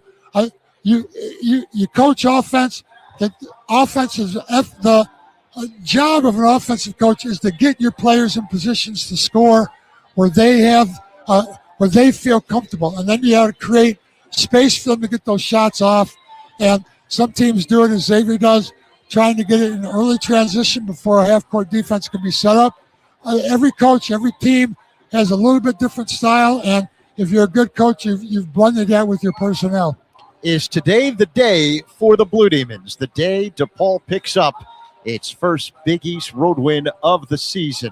DePaul 20 minutes away as we get set for the second half here on the road at Xavier. It's the Blue Demons 35 and the Musketeers 30. The Blue Demons wearing their alternate black jerseys today. White numerals and lettering. Horizontal red and blue stripes along the sides of the jerseys and the shorts. Xavier wearing gray uniforms at home this afternoon with navy blue lettering and numerals and the letter X along the sides of the shorts. Blue Demons looking to complete the season sweep of the Musketeers. DePaul won the earlier meeting at Wintrust Arena this month by a final of 86-77. It snapped a 6-game losing streak to Xavier. The 5 on the floor to begin the second half for DePaul. A 3-man backcourt of Blocker, Gunn, and Smith. Up front, Pierre, Justin, and Benson. Xavier will begin the second half with the ball, moving from left to right here at the Cintas Center. All right, has it between the rings. Feeds Messina Moore off to the left. Borovic has it between the circles, holds the ball by his right knee, puts it on the floor, off a curl. Carroll, floater up, too strong, off the glass with the left hand. Inside the paint, and the Demons come up with the rebound. Early there, but as a lefty, I don't know. He came off the other side. He should have come curling off the other side of the floor so he could have his left hand to shoot coming into the middle of the floor. Demons with the ball. Smith has it off to the right. Inside all alone. Benson banks home a layup. That's some execution on your first possession of the half. So DePaul strikes first here in half number 2. 37-30 the score. Demons with the lead. Borovic has it right baseline. Angle cut off by Pierre Justin. Up high Milicevic. Now between the rings, it's all right. Off a curl left side, Carroll fakes a 3, drives baseline. whirls, wild floater on the left hand, short ball loose under the basket, picked up by R.J. Smith for DePaul. A minute gone by, second half. Pierre Justin off to the left, right wing Smith, back to Pierre Justin on the left side. He hands off to Layden Blocker, who's got it between the rings. Demons work the ball around the perimeter. Smith off to the right, uses a Pierre Justin screen, drives to the free throw line, accelerates left side, hangs in the air, righty layup, no good. Rebound Benson, fresh 24 DePaul. Gunn off to the right at the free throw line. Benson, kick out, Blocker for three, rattles it home from the left side. Good job by Layden Blocker. That pass from N.J. Benson, a little low, kind of bounced at his feet. He was able to pick it up and regain his balance. DePaul up by 10, a minute and a half gone by in the second. Xavier works the ball around the perimeter, off to the left. It's right, head of the key, Milicevic. Off to the right, Borovic puts it on the floor. Between the legs with the dribble, driving on Pierre Justin. Floater with the right hand. It goes down. So that's the first bucket of the second half for the Musketeers. It comes with nearly 2 minutes gone by. Demons up 40-32. Head of the key, Pierre Justin for DePaul. Free throw line extended left. It's Benson, hands off the gun, driving right, hangs in the air. Shot too strong, off glass. Rebound Benson, whirls left, couple of up, makes layup, banks it home. Power move inside, N.J. Benson. That was classic N.J. Benson there. Milicevic for three, and okay, he that's why you gets gotta it get to back go on from the defense. left side. Yep. N.J. Benson match up there defensively. He did a great job on the offensive boards, but you got to sprint back them. 2.5 minutes gone by since halftime. DePaul 42, Xavier 35. Demons with the ball. Pierre Justin head of the key. Hands off to Blocker, off to the left. He's working on Messina Moore. Angle cut off. Up high, Gun. Fakes a three. Puts it on the floor. Loops a pass right of the lane. It's Benson. Whirls baseline. Layup. Oh, it goes down. Pretty move by N.J. Benson. Great footwork. Demons up 44-37 over Xavier. Nearly 3 minutes gone by here in half number two. Borovic fakes a three right side. Gives to Carroll in the corner. Gun all over him. Now Carroll drives baseline and floats up and under layup. Found a crack there to get through. That went in. DePaul 44, Xavier 37. 16:50 to go in the game. But Xavier having to work so hard for points here in this game. Off to the left. It's Blocker for DePaul. Head of the key, Smith holds the ball over his head. Working on right. In the corner. Gun for three. Bullseye from the right side. Oh, those are killers right now. Xavier just trying to keep the score close. Moves out to double-figure lead for the Demons. Yep, 10-point advantage for DePaul. 16.5 minutes to go here on the road at Xavier. Carroll with a right side three. That's no good at the side of the rim. Weak side rebound for Pierre Justin. He gives to R.J. Smith, who slows down the tempo for DePaul. 47-37 the score. Nearly 4 minutes gone by here in the second half. Smith near the midcourt line straight away. He feeds Blocker between the rings. Right back to Smith, left of the circle. Hands off to Gunn at the top of the key. Out three on the way. It goes down again. C.J. Gunn back-to-back trays. Timeout Xavier. Demons in control. They're up 50-37 over the Musketeers with 16 minutes to go. Don't let C.J. Gunn get hot. He makes that first one. His confidence grows. That time pretty deep, straight on. At the top of the key there, next on is two in a row, and as you say, it's like a 13-point lead now, but Demons playing really well. Even Dibs knows everyone needs a timeout every now and then, so why not take yours at the beach? Myrtle Beach is home to 60 miles of warm, sandy beaches, over 2,000 restaurants, and much more. Enter now for your chance to win your very own beach break getaway. Compliments of Visit Myrtle Beach. Go to visitmyrtlebeach.com/DePaul to enter. Your ultimate beach break is a click away. I could certainly use an ultimate beach break getaway because, man, oh, man, is it cold here in Cincinnati. But the Blue Demons are red hot from the floor, shooting nearly 60% from the field today. They've got a 50-37 lead over Xavier with 16 minutes remaining in this second half. Yep, 17 degrees at the moment here in Cincinnati. It feels like 10 degrees. And believe it or not, it's colder here than it is in Chicago, where the temperature is 24 degrees. We talked about that. The weather here is, you'd think it'd be a little bit warmer here, but it's pretty cold. And the wind, it's windy here. Coming from the windy city, you wouldn't think that'd be a factor either. But coming out of the hotel to the bus, you had to hustle. Yeah, the word "burr" began to float through my mind as I made that brief walk from the hotel lobby to the bus. All right, Demons up 50-37. It's their biggest lead of the ball game. They've gone on a 6-0 run here, but they have opened the second half on a tear after struggling near the tail end of the first half. What changed? I think just execution. They came out more focused. I'm sure they got talked to at the half. They ran some plays for C.J. Gunn here to get him involved. He's still the leading scorer, and our offense is at its best when C.J. Gunn is scoring, and he just knocked down back-to-back threes. Right now, Demons 6 out of 8 from the field, and you talk about why they're doing so well. 3 for 3 from behind the three-point line. So that's been the difference. Right now for the game, they're 6 out of 15, so they were 3 for 12 in the first half. 3 for 3 in the second half here shooting from distance, and you're going to look good if you make all of the three-point shots. 50-50 raffle time. Blue Demon fans want your shot at a big win. Enter the DePaul Blue Demons 50-50 raffle. Each ticket gives you a chance to win half the jackpot, with the other half supporting DePaul student athletes. Whether you're at the game or cheering from home, you can enter anytime at DePaulBlueDemons.com/raffle. That's DePaulBlueDemons.com/raffle. Get in the game, support the Blue Demons, and maybe take home the prize. Must be 18 years or older and located within the state of Illinois at the time of purchase. See official rules at DePaulBlueDemons.com/raffle. Demons have their biggest lead of the game, up by 13 with 16 minutes to go, second half here at Xavier. DePaul 50, Xavier 37. It'll be Musketeer ball out of the timeout. Xavier's got to go the full length of the floor. DePaul 6 of 8 from the field since halftime. Look at a rebounding, 25-13 advantage, almost a 2-1 advantage for the Demons on the board. Musketeers ball in the front court. Isaiah Walker has it between the circles. Checked by Blocker off a curl. It's Messina Moore left wing. Inside pass left of the lane. Milicevic double team up high. Messina Moore with 15 to shoot. Drives to the right elbow. Up top right. Driving left. And he loses the ball and it rolls out of bounds along the baseline. Turnover.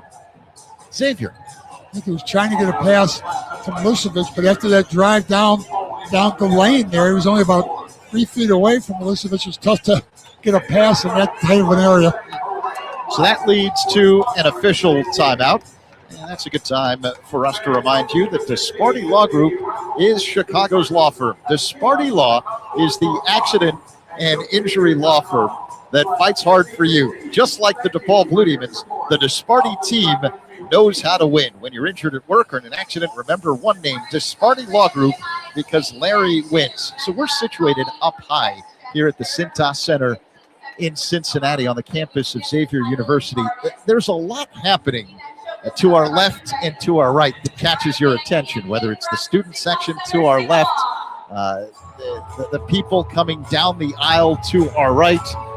It's very difficult at times to keep the focus where it needs to be on the floor. But fortunately, it doesn't really matter.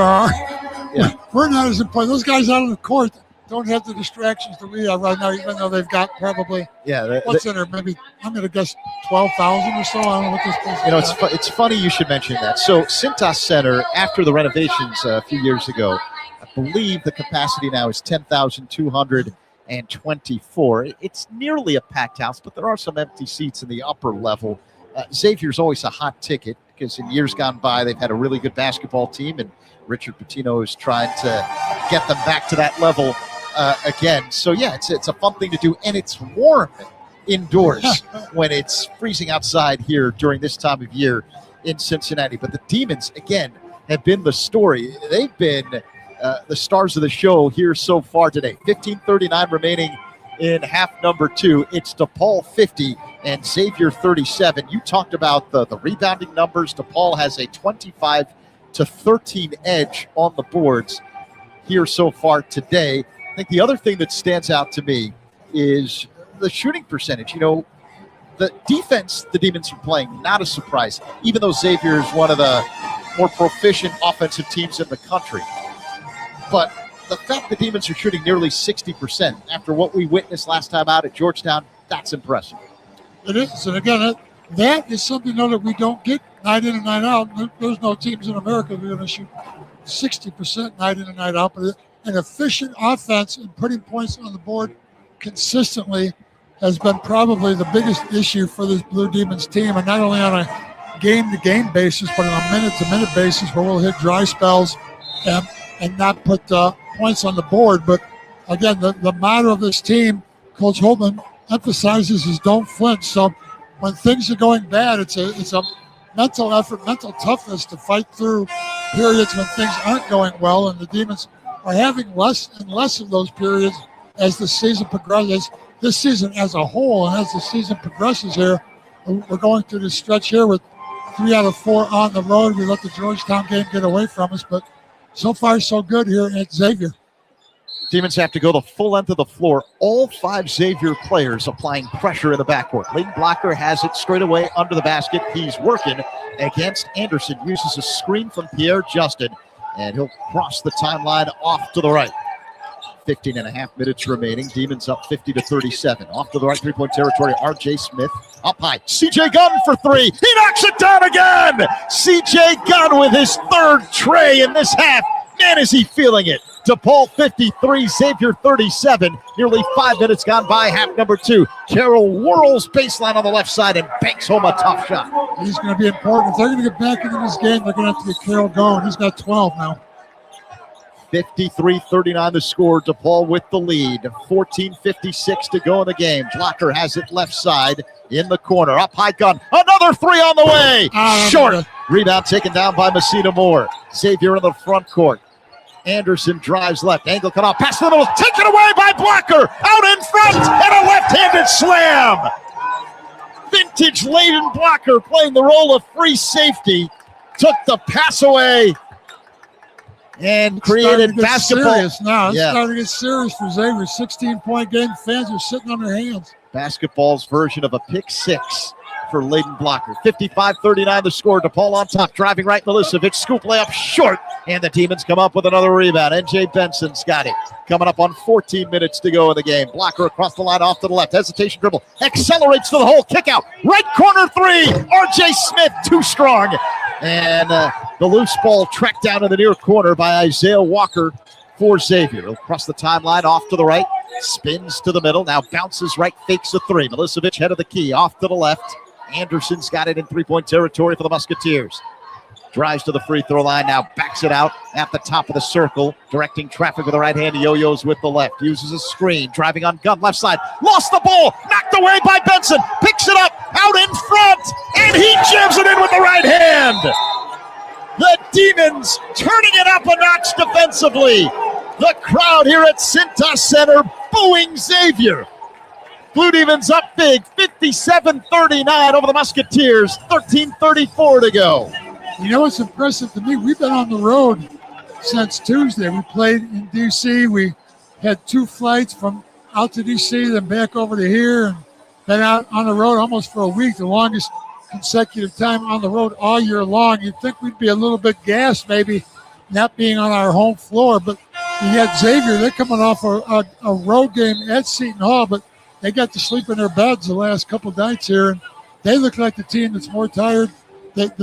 More tired than we are here on the floor. They don't look like they're playing with much energy at all right now. Xavier looks kind of walking through them. I don't see any real excitement or energy on that team at all. They just look dead, and DePaul's taking advantage of it. DePaul has been in charge since halftime, currently on a 13-2 run. Demons up 57-39 on the road here at Xavier with 13:34 to go. The Musketeers have to go the full length of the floor. The 5 on the floor for the Blue Demons. Macklin, Smith, and McClure in the backcourt. Up high, it's Benson and Pierre Justin. Xavier ball. Messina Moore across the line, off to the right, into the front court. He gives to Borovichanin off to the right, loops a pass inside. Carroll, kick out corner 3. Messina Moore too strong. And the rebound is picked up by the Blue Demons. Here comes Brandon Macklin across the line off to the left. Pierre Justin in the corner. Up high now, R.J. Smith straight away. Coming up on 13 minutes remaining in the game. Smith dribbles left, ankle cut off, reverses it, spins back to the top of the key. Now between the rings, it's McClure. Bounces right. Up top, Pierre Justin, deep 3. And air ball that's picked up by Walker for the Musketeers. In the front court, Borovichanin down the left sideline, checked by McClure. Borovichanin backing him in, backs him in, whirls baseline, double team comes from Pierre Justin. He's trapped in the corner and has to call time. Wow. That is dominating defense. They couldn't even make a pass. They had to call timeout just to find a teammate. The Demons putting on some kind of defensive effort How today. quiet it is. You can hear a pin drop in this building right now. We're not used to playing at Xavier where it's like this. Yeah, the Demons have had an upset or two over the years, but it's been a while. Remember, up until this season, DePaul had lost 6 straight to the Musketeers, but they took the first matchup at Wintrust Arena earlier this month, and they have been dominant since halftime today. DePaul with a 57-39 lead over Xavier with 12:47 remaining in the second half. Follow the Blue Demons wherever you go. The official DePaul Blue Demons app features live and on-demand video content, in-game stats, score updates, the latest apparel, and more. Download the official DePaul Blue Demons app today at DePaulBlueDemons.com/app. Yes, DePaul was ticked off after losing at Georgetown to start the week. And I think Chris Holtman let his team know that the defensive effort that he saw from his Blue Demons in our nation's capital was not up to par. And the Demons have responded in a big way on the road here at Xavier today. They're capable of doing this. We've seen them shut down teams over and over again. And Big East play, obviously, that Georgetown game we just talked about, they were able to come back and get us in D.C., but can't quit talking about the fact that we held them to 1 basket in the second half in our place there at Wintrust Arena. So we are capable of shutting down teams. This team here averages 84 points a game, this Xavier team, in Big East play. I'm not talking about pre-conference play against some weaker teams. 84 points a game in Big East play. Right now, 39 points with 12:47 to go in the game. We were about to resume play, and then the officials blew the whistle here. I don't know what's going on the floor, but now we're ready for the resumption of play. Xavier ball with 20 to shoot. Njai has it, left elbow. Dribbles to the three-point marker, gives to Messina Moore at the head of the key. Between the legs with the dribble, right side, Borovic fakes a 3, puts it on the floor, accelerates to the hole, hop step, layup, banks it home high off the glass. So it's now 57-41 DePaul with 12 and a half minutes to go in the game. Head of the key, Caleb Banks, the big forward, flips to N.J. Benson, free throw line extended to the left, hands off to Macklin, three-point range to the left, drives to the free throw line, angle cut off, left side, Banks. Puts it on the floor, drives inside the paint, hangs in the air, scoop, layup, no good. Hit the back of the rim, wouldn't drop in. Xavier with the ball. Messina Moore across the line off to the right. Left-handed dribble, working on Macklin. Head of the key, the big man, Njai, loops a pass, too strong, taken away inside by R.J. Smith. Here come the Demons. Smith, top of the key, off to the left, McClure for 3. That's no good.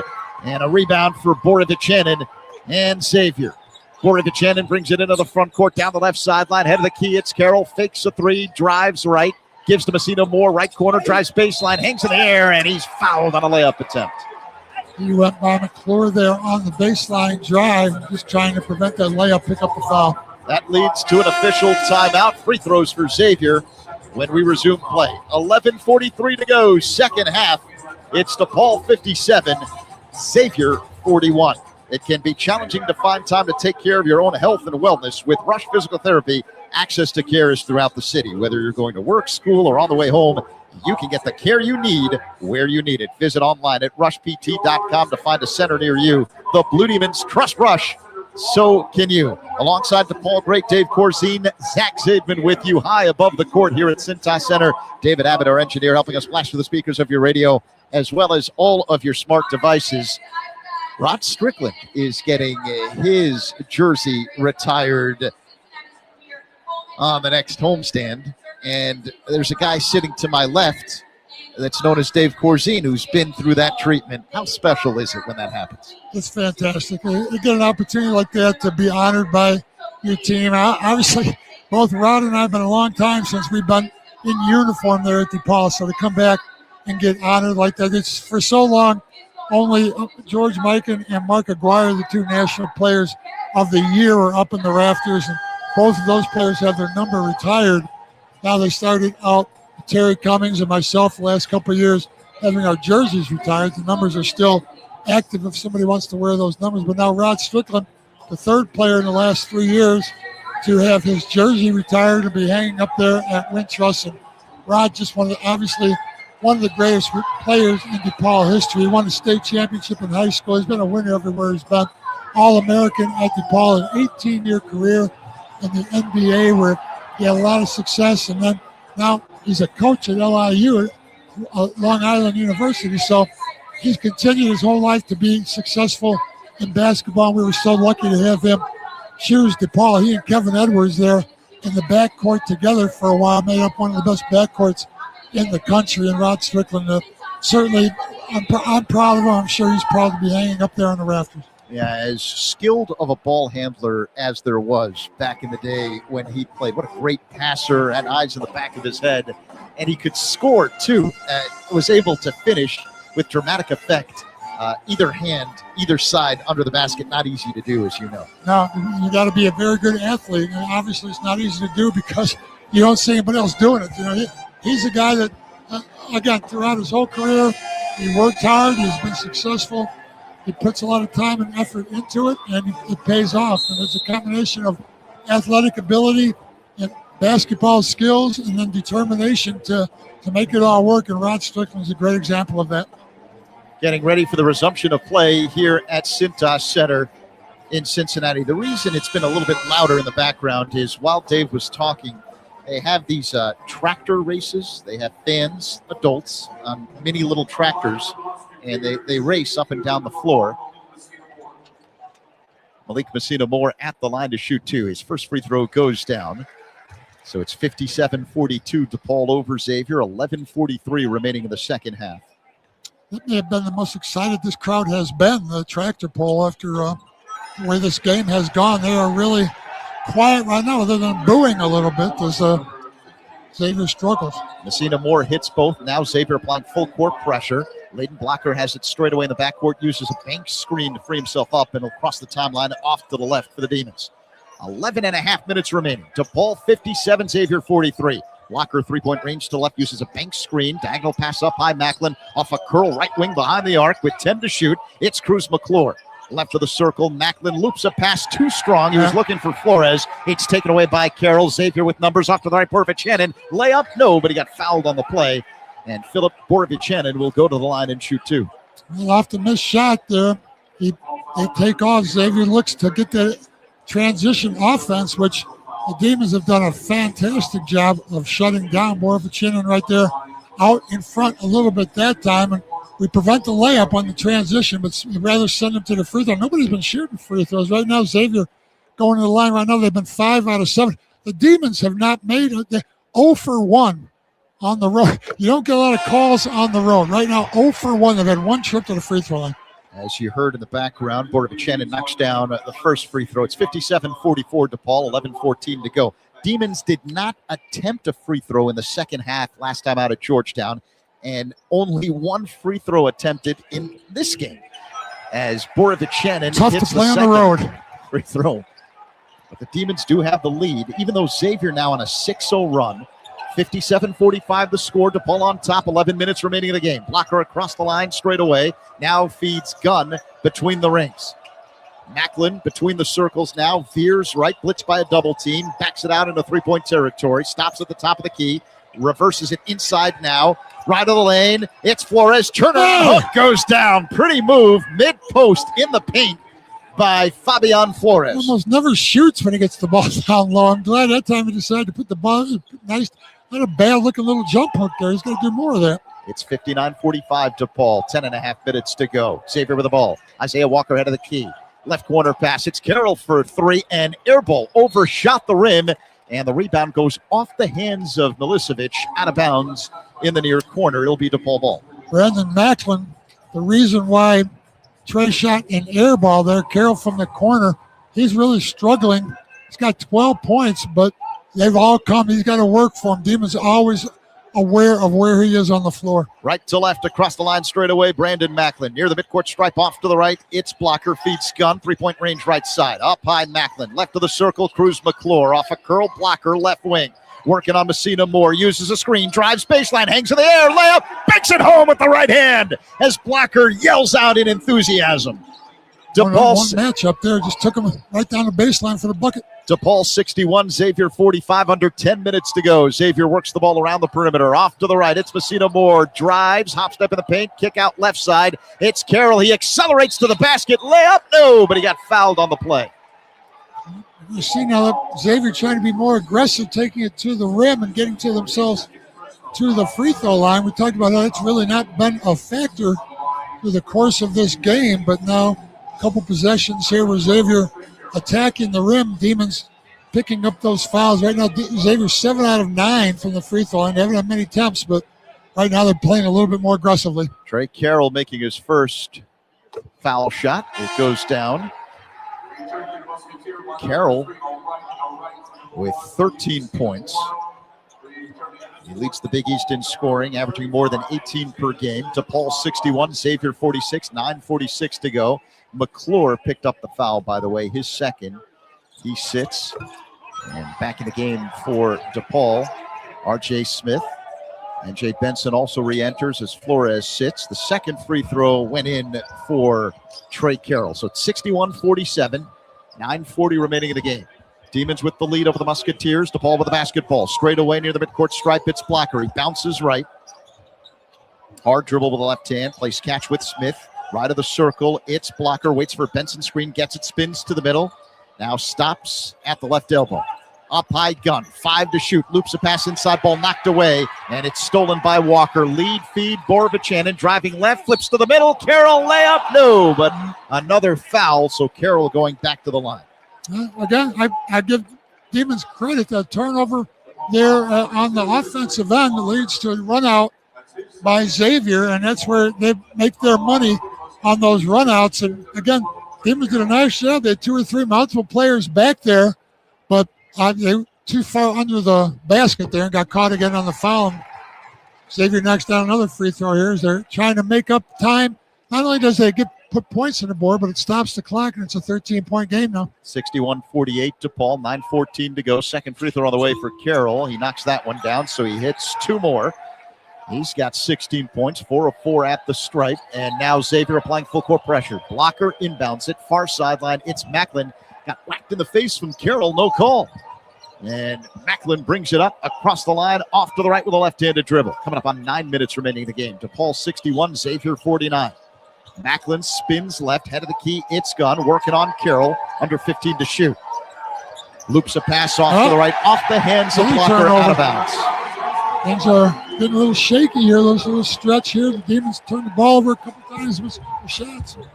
Xavier trying to get themselves back in the game. You don't want to let them get the momentum going. They got a crowd here, maybe 10,000 people that are going to be up and cheering for them if they get it rolling. 8:48 remaining in the game. Xavier with the ball. DePaul with the lead, 61-49. Walker has it off to the right, gives to Borovichanin with 15 to shoot behind the three-point marker. Inside pass to Lisovitz. Drives baseline, angle cut off, gives to the middle. Right, a layup is good. All of a sudden, Xavier tries to get it on track there on the offensive end, putting some points on the board. It's a 6-0 run for the Musketeers, and as you said, the crowd getting involved. Blocker has it right corner for the Blue Demons. 61-51 the score. DePaul on top, approaching 8 minutes remaining in the game. Macklin has it left of the circle. Holds the ball by his left hip. Gives to Smith behind the arc. Head of the key, the big man Benson. Now NJ driving right. Stops mid-post, left of the lane. Working on Milicevic. Turns baseline, reverse layup. Too strong. Rebound Gunn. And it's a shot clock violation. He missed the rim, Benson did, on the layup attempt. Things have turned there a little bit. The momentum has shifted in Xavier's favor. You don't want to let this team, again, they average 84 points a game. You don't want to let them start feeling good about themselves on the offensive end. Kind of works both ways. If they make some buckets, that'll pick up their energy level on the defensive side also. Demons have gone scoreless for the last 2+ minutes of game action. DePaul 61, Xavier 51, 7:50 remaining in the game. Musketeers with the ball. Off to the left border of the chin and being hounded by Benson. Hands off to Isaiah Walker. 3-point range to the left. Right of the circle, Carroll behind the back with the dribble. Step back three. That is no good. Short offensive rebound. Walker right of the lane. Whirls. Kick out right. Left side three. Back rim doesn't go. Fight for the rebound. Gunn comes up with it for DePaul. Centers it to Smith in the backcourt as Xavier drops back. Approaching 7 minutes to go. DePaul 61, Xavier 51. Demons work the ball around the perimeter. Head of the key, it's Smith. Whips a pass inside, off the hands of Benson. Picks it up, gives to Gunn. Left circle three. Rims out. Another rebound for Xavier. Carroll's got it. Pass knocked out of bounds along the near sideline by C.J. Gunn. It'll remain Xavier ball after this official timeout. 7:04 to go. DePaul 61, Xavier 51 here in Cincinnati. The Demons have gone 3 full minutes without a point. Yeah, well, don't flinch. This is the time of the game here now. It's not easy to win on the road, and obviously there's a huge Xavier crowd here that's ready to get behind this team if they start making a little bit of a run, and they are making a run now, cutting it to a 10-point game. They're going to get the ball back after this timeout. We'll see what the strategy is, how we come out defensively, but Xavier's been much more effective attacking the basket, guys running to the basket. We've had our backs turned, our heads turned a little bit, losing our offensive man, and they've been getting pretty successful. That's making cuts straight to the basket, picking up fouls recently. Blue Demons choose chill. Coors Light is cold lagered, cold filtered, and cold packaged for a smoother finish. It's got that crisp, refreshing taste that makes those moments when you choose to rise above the noise and choose chill even better. Coors Light is a proud sponsor of DePaul Athletics, so crack one open and take a sip. Coors Light, choose chill. Please celebrate responsibly. Zach Zaidman, Dave Corzine with you high above the court here at Cintas Center in Cincinnati. Down the stretch they come. Blue Demons trying to hold on and win their first conference road game of the season. DePaul with a 10-point lead, 61-51, 7:04 to go. Xavier has turned it up a notch lately on a 6-0 run. Demons have contributed 3 turnovers over the last 3 minutes of this game, and the Demons have failed to score in those 3 minutes. Yeah, and I'll give the Demons credit. They turned the ball over. They're making a few mistakes on the offensive end. They've been able, though, to get back defensively. Some of those turnovers, a lot of times, as you watch the game, you'll see that they lead. Turnovers a lot of times will lead to a run out on the other end. And Xavier's had a few shots at that, but the Demons have done a nice job getting back, ultimately ending up sending them to the free throw line, where right now Xavier is 11 out of 13. Still, the Demons took 1 free throw, and I remember the free throw was Brandon Macklin on that. He didn't make the shot to get the goaltending call, and he got the foul call all in that one play and missed that 1 free throw in the first half. That's the only trip the Demons have had. Apparently, Xavier's played a perfect defensive game here, not foulless at all. We've had 0 for 1. We haven't shot a free throw here in the first 13 minutes of the second half at all. So right now, that home court cooking is working for this Xavier Musketeers. Demons have gone scoreless for the last 3 minutes and are still shooting 55% from the field. Must have been turnovers, though, not missed shots.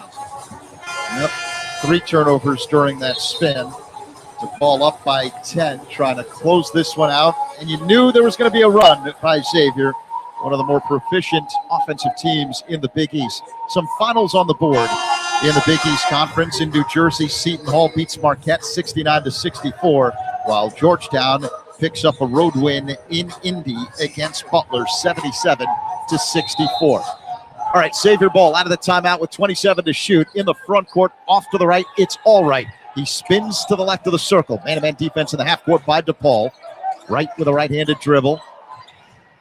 Now right of the circle. It's Borbachinin. Crosses over on Pierre Justin. Stops inside the paint. Now scoops in a leaner with the left hand. It's no good. 61-51. Demons with a rebound. 6:43 remaining here in half number 2. DePaul on top of Xavier. R.J. Smith off to the left in three-point territory with a left-handed dribble. Bounce pass inside. Benson. Double team comes from Borbachinin, and a foul has been called on the Musketeers. They had Benson in a double team down low there. I don't think they're in a bonus yet, so.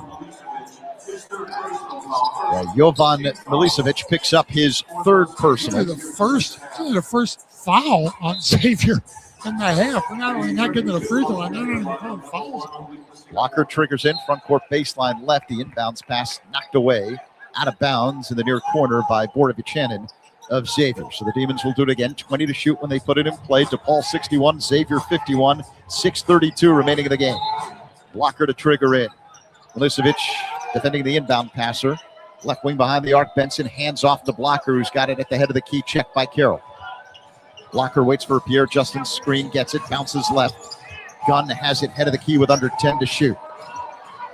Gunn driving right, 5 to shoot. Fall away jump shot from the baseline, drops in. It hit the front of the rim, bounced high in the air, and went in. So that ends a scoring drought of 3.5 minutes for DePaul. Demons up by 12, 63-51 over Xavier. 6 minutes to go. Carroll inside the paint, floater to the right hand. It drops in. I remember he's a lefty, so they did a nice job bringing it back to his right hand. He's able to finish with his offhand at the rim.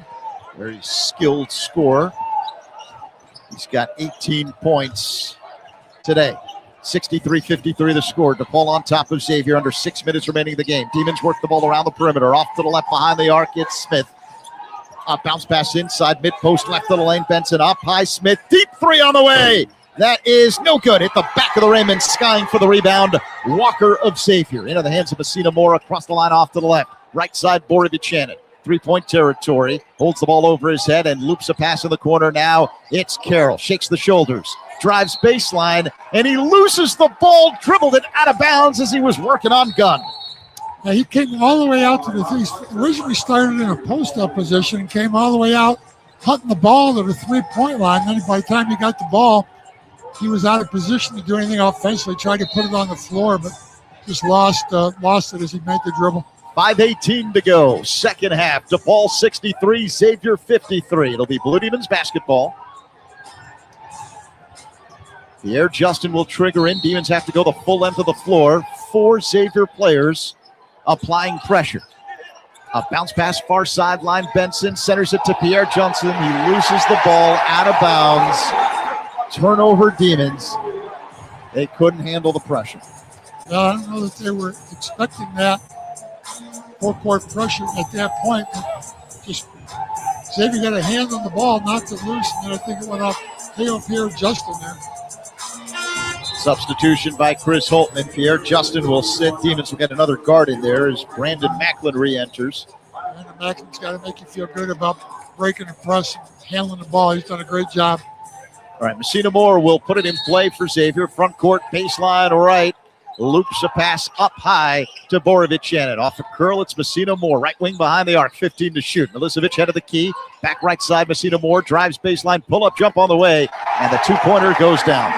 And they're within single digits for the first time here in a long time. It's 63-55. DePaul under 5 minutes remaining in the game. Demons looking for their first Big East road win of the season. Blocker's got it off to the right. Centers it. He's at the top of the key. Spins left of the circle with a left-handed dribble. 15 to shoot for DePaul. Diagonal pass near the midcourt. Stripe straight away on the big X logo at center court. It's Brandon Macklin working on Carroll. 5 to shoot. Macklin drives left. Pull-up jump. It's blocked by Carroll.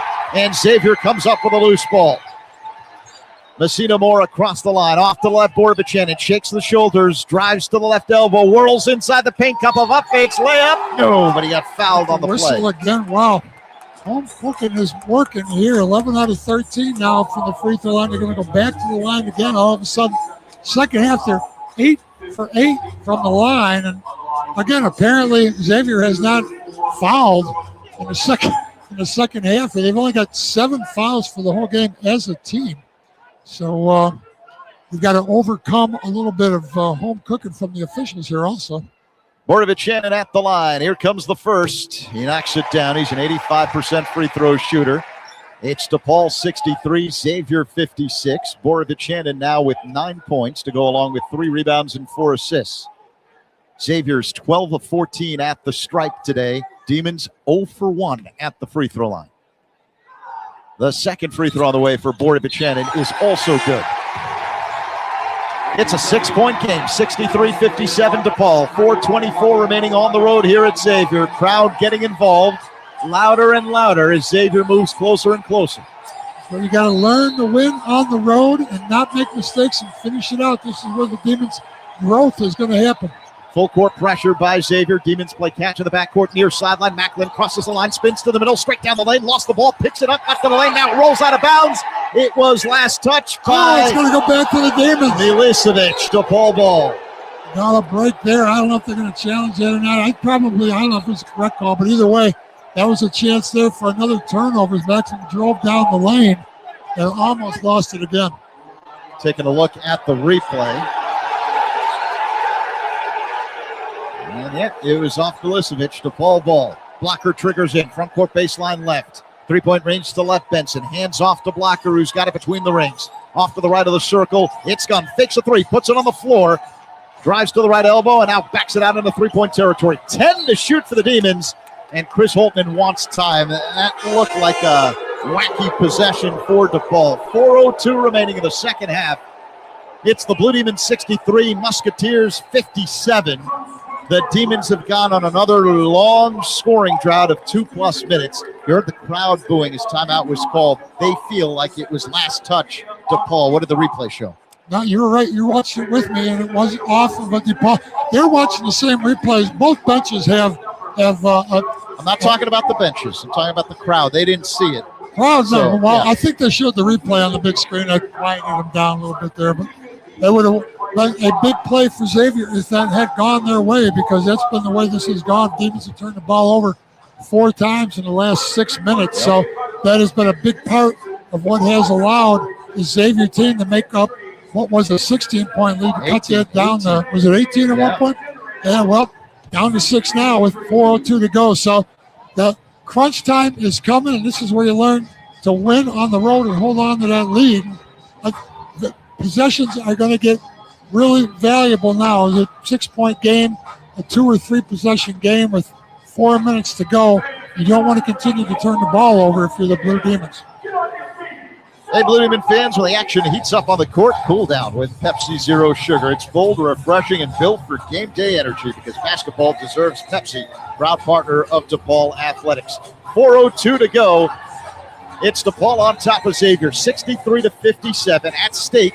Blue Demons looking to win their first conference road game of the season. If they hold on and win, DePaul will eclipse last year's Big East win total. Blue Demons went 4-16 in league action last year. They're 4-6 entering play today. And to be able to eclipse that, the Demons can do it at the end of January. I mean, man, oh man, you're talking about quite a turnaround in year 2 for Chris Holtman since taking over the DePaul program. Blue Demons are playing game 2 of a 2-game road trip. It began Wednesday night at Georgetown, a 70-61 loss to the Hoyas in our nation's capital, where the defensive effort, quite frankly, was not where it needed to be. It's been a much different story here today on the road at Xavier, where, as Dave mentioned, Blue Demons built up as much as an 18-point advantage in the second half. It's a 6-point game now. DePaul still on top, 63-57 with 4:02 to go. But the reason that that lead has dwindled isn't because of the defense, it's because of the turnovers. Turnovers which have led to the Demons having to foul on the defensive end, trying to prevent what would be potential runouts or easy baskets for Xavier.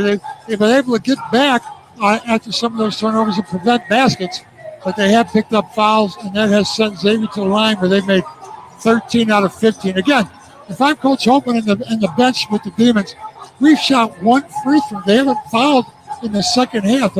I know Xavier is a good team, but they're not playing perfectly defensively. Macklin will trigger in the front court along the left sideline. He feeds Gunn straight away. Drives right, scoop, layup, no good. Fight for the rebound. Carroll had it knocked out of his hands by Gunn. It rolls out of bounds in the near corner. Immediately challenged that. They say it was last touch by DePaul, and the Demons are going to challenge the play. You're right. They didn't even hesitate. Immediately, C.J. Gunn made a motion of, let's challenge it. Now, the replay monitor is right in front of you, Dave. You are generally, and can I be honest with the audience, you're generally wrong when it comes to looking I'm at the saying I'm at replay. least 50-50. Yeah. All right, here we go. They're showing the replay as we speak. Carroll dribbles it. Gunn whacks the ball, and it looked like it hit off of Carroll's right foot Carroll kicked it. and bounced out of bounds in the near corner. Is that the correct description? Are you asking me? Yeah, After you tell me I never get it right, all of a sudden you're worried about what I think? You go right ahead, Zach. I don't ever get them right. I am very confident that the call will be reversed. on the floor. Well, I agree with you. Yeah. So what do you think Yes. the chances are now? Now, Now you're questioning your now we're in decision. limbo. We're in a complete limbo as all three officials, Brian O'Connell, Nathan Farrell, and Pete Larson, take a look at the replay monitor just near the DePaul bench. We can watch it right there. I don't know if you can see it. Here's like, I don't know. Did it hit his foot? I guess it did. See, this is what I'm talking about. You come out with a definitive answer, and then doubt creeps in. Maybe that's why Brian O'Connell, the lead official, they've got that electronic toggle. He's got his right hand on the toggle, and he's moving it in a clockwise motion. Now he appears to be frustrated by what he's seeing. He's kind of tossed his hands up in the air in frustration. We can all relate to that when the technology isn't working the way you'd like it to. So fellow official Nathan Farrell has run over to the TV truck producer, and he's asking him to show him the replay that Brian O'Connell wants to see. You think they're saying exactly the same thing that we're watching here on this screen, or is it like? No. You don't think so? They're not watching a replay screen. Yeah, we're watching the game. Yeah, but they showed the replay on there. Yes, but here it comes. Here it comes again. All right, so we're taking a look at the replay. I think it went off of Trey. Trey Carroll, you think he kicked it? I'm still sticking with that because you see the ball go pretty. Ricochets at a different speed, right? Yeah, good word. Karam, yeah.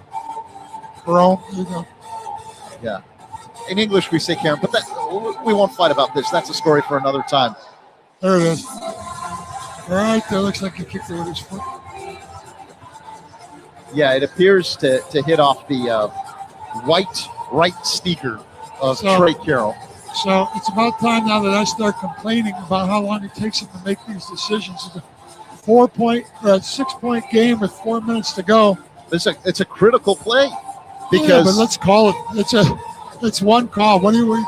It's a make your call. They have these guys sit here on the bench and let the momentum of this game and the sweat these guys have worked up. They're going to be cold walking back out, cold and stiff by the time they make this decision. Right, they should put some type of time limit. Make a call and it's right or wrong. See, it's like you're trying to get the crowd riled up. They're thinking like you, and now the officials calling the floor stands. Wow, we lose the challenge. So that's just the second time this season DePaul has lost a challenge. Well, I don't know about the ball. We lost that. I tried to go along with you, Zach, since you thought that I wasn't normally right, and here I tried to get on your bandwagon. Another mistake. Yeah, but as soon as you said, do I trust the call after you agreed with me, immediately I started to quiver up here, and it turns out once for again. For good reason. Yeah, but I'll admit, I apparently my eyes deceived me. My challenge decisions have not been as successful as the DePaul bench. All right, so here's where we stand. 63-57 the score. DePaul on top of Xavier. 3:55 remaining in the game. The Demons have gone the last 2 minutes and 21 seconds without scoring. Xavier's on a 6-0 run over the last 2+ minutes. The Musketeers have to go the full length of the floor. Messina Moore straight away crosses the timeline left to right. Hands off to Walker. Off to the left. Head the key, Borbachan, and a bounce pass left elbow. It's Carroll. And now CJ Gunn ties him up. Held ball. Possession arrow is pointing DePaul's way. DePaul's way. All right. Turnover there going back to the Demons. There's a big stop. Time's getting to be a factor now. We're under 4 minutes. 3:45 to go with a 6-point game. Time is running out on Xavier, but pressure time here for the Demons to get their first road victory in Big East play. Macklin to trigger in. Full court Xavier pressure. 5 Musketeers in the backcourt. Macklin loops it near sideline to Smith. And now they center it to Blocker, who bounces right, and he'll cross the timeline right to left. Coming up on 3.5 minutes remaining in the game. DePaul 63, Xavier 57. Left wing behind the arc, it's R.J. Smith. Holds the ball belt high and gives to Blocker off to the right in 3-point territory. Blocker spins to the middle, and he's bumped by Messina Moore. Foul. That's the first whistle on Xavier, I think, in this half. So it wasn't a shooting foul, but at least that's a start. Second team foul in the half. They fouled twice in the whole second half. It's crazy, isn't it? All right, so 3:25 to go. DePaul 63, Xavier 57 to inbound along the far sideline of the front court. Brandon Macklin, bounce pass, Gunn, working on the baseline right of the lane, and passes it up high to Macklin between the rings. 10 to shoot for the Blue Demons. Macklin gets a Benson screen, spins right of the circle, drives to the hole, scoop layup. No good. Missed the bunny. Rebound, Borovich-Shannon. Into the front court straight away. Off to the left. It's Walker working on Gunn in the corner. Left side. Spins with the pivot foot. Floats a pass up high. 3-point range to the left. It's Borovich-Shannon. Shakes the shoulders. Working on Smith. Hard dribble the right hand. In the corner. Carroll roams left baseline. Working on Gunn. Ball knocked away. Picked up by Carroll. Fall away. Oh, he knocks it down. Left of the lane. CJ Gunn almost had that steal. Big bucket there. 4-point crunch time. Let's learn how to win on the road, Demons. DePaul 63, Xavier 59, 2:35 to go. Crowd on its feet here in Cincinnati. Blocker drives right, diagonal pass left side, extra pass. It's Gunn for three. Rims out from the corner. Xavier with the ball. Into the front court, Messina Moore down the left sideline. Head of the key, Carroll holds the ball knee high, working on Benson. Between the legs with the dribble. Drives to the free throw line. Kick out Messina Moore. Left wing ball knocked out of his hands. Out of bounds. Last touch Messina Moore. He just It's the DePaul ball. He just lost it there trying to make an offensive move. 4-point game, 2-possession game with 2:12 to go. These possessions are critical here. Can we finish out and get a Big East road win? Macklin to trigger in along the far sideline in the backcourt. There are three Xavier players providing pressure. He centers it to Smith, who juggled it, retrieves it, and crosses the timeline. 63-59 the score. DePaul on top of Xavier. 2 minutes remaining in the game. Is today the day the Demons pick up their first conference road win? Off to the left blocker. He's working on Walker. A switch, Milicevic guarding him. Now head of the key, it's Smith. And time called by DePaul. 10 seconds to go. DePaul on over a 4-minute scoring drought. 8-0 run by Xavier here to cut this to a 4-point game. A minute 52 remaining, second half. DePaul trying to hang on. 63-59 the score. Demons with the lead over Xavier. And yeah, you're right. 4 minutes and 24 seconds, the scoring drought for the Blue Demons. Xavier's been on an 8-0 run over the last 4+ minutes. 14-2 run over the last 7:54. They've been able to cut down what was an 18-point lead to 4 here, obviously. So Demons have missed their last 5 shots, only 1 out of their last 8 shots. So all of a sudden, Xavier's defensive intensity picked up, and they've been able to make some headway at the free throw lines. They've been able to, off those defensive stops, turn it around and get something going on the offensive end. Demons need a big-time scripted play out of the timeout here. They'll have 10 to shoot, a minute 52 to go. Second half, Blue Demons 63, Musketeers 59. Quiet crowd here still. They didn't make much noise, even though they got themselves back in this game. Well, the student section near the DePaul bench along the baseline there is hopping up and down. They've got those squiggly balloons. And they're trying to get the rest of the crowd here at the Cintas Center energized. And not quite succeeding. Yes, when they're it all comes just to it. kind of sitting and watching. All right, let's see what Chris Holtman has drawn up out of the timeout. Again, 10 to shoot. DePaul will trigger in the front court. Along the near sideline, Brandon Macklin will put it in play. Gunn, Smith, Blocker also out there. A 4-man backcourt. The only big man on the floor is N.J. Benson. Macklin holds the ball chest high. A bounce pass head of the key. It's Gunn. Lost the ball. Picks it up. 8 to shoot for DePaul. Blocker's got it right of the circle. He drives. Stops. Up fake. Fall away. Off balance jumper. No good with the shot clock running down. And the scoring drought continues. It's approaching 5 minutes now. Xavier the basketball. Borovich-Shannon off to the left. Drives inside the paint. Fall away. Hook with the right hand goes down. It's a 10-0 run for Xavier. And the Musketeers are within 2. Under 90 seconds to go. DePaul 63, Xavier 61. Layden Blocker on the big X logo at center court. Bounce pass Gunn straight down the lane. Hangs in the air. Layup. Rolls off the rim. No good. Rebound Walker. Xavier can tie or take the lead. Carroll drives left baseline under the basket. Reverse. Block. Foul called. No. I call that on N.J. Benson. We're pretty far away. We're very far away from it here. Yeah, they got N.J. Benson. I'm watching the replay there. N.J. Benson with the foul. Xavier's going to the line with a chance to tie this game up. I can't believe what we're watching. 1:02 to go. DePaul in danger here as Carroll puts up the first free throw and knocks it down. It's a 1-point game. 63-62 the score. Blue Demons tightening up. Can they finish? Let's get a bucket. 11-0 run. Carroll's second free throw, no good. Rebound, Carroll, put back with the left hand. Backward, no. Fight for the rebound. Batted up in the air. And a loose ball foul has been called on DePaul. Oh, my gosh. That was just a scrum for a loose ball. Everybody fighting for the ball. Not surprisingly, the call goes against the Demons, who have yet to make. They've 0 for 1 for the Demons from the free throw line here. They have been on the wrong end of these fouls. Blocker gets called on his third personal. It's a 1-and-1 as Jovan Milicevic at the line. He bends the knees, flicks the right wrist, and hits the free throw. Xavier ties up the ball game as the Musketeers have rallied from an 18-point deficit to even things up here in the second half. 56.9 seconds remaining, and now Xavier can take the lead. The second free throw is good. Musketeers on top for the first time today. Full court pressure by Xavier. And we've got a foul on the Musketeers as DePaul attempted to inbound Messina Moore. Fouls to give. They've only had 3 fouls in the half here. 56.9 seconds to go. Xavier 64, DePaul 63.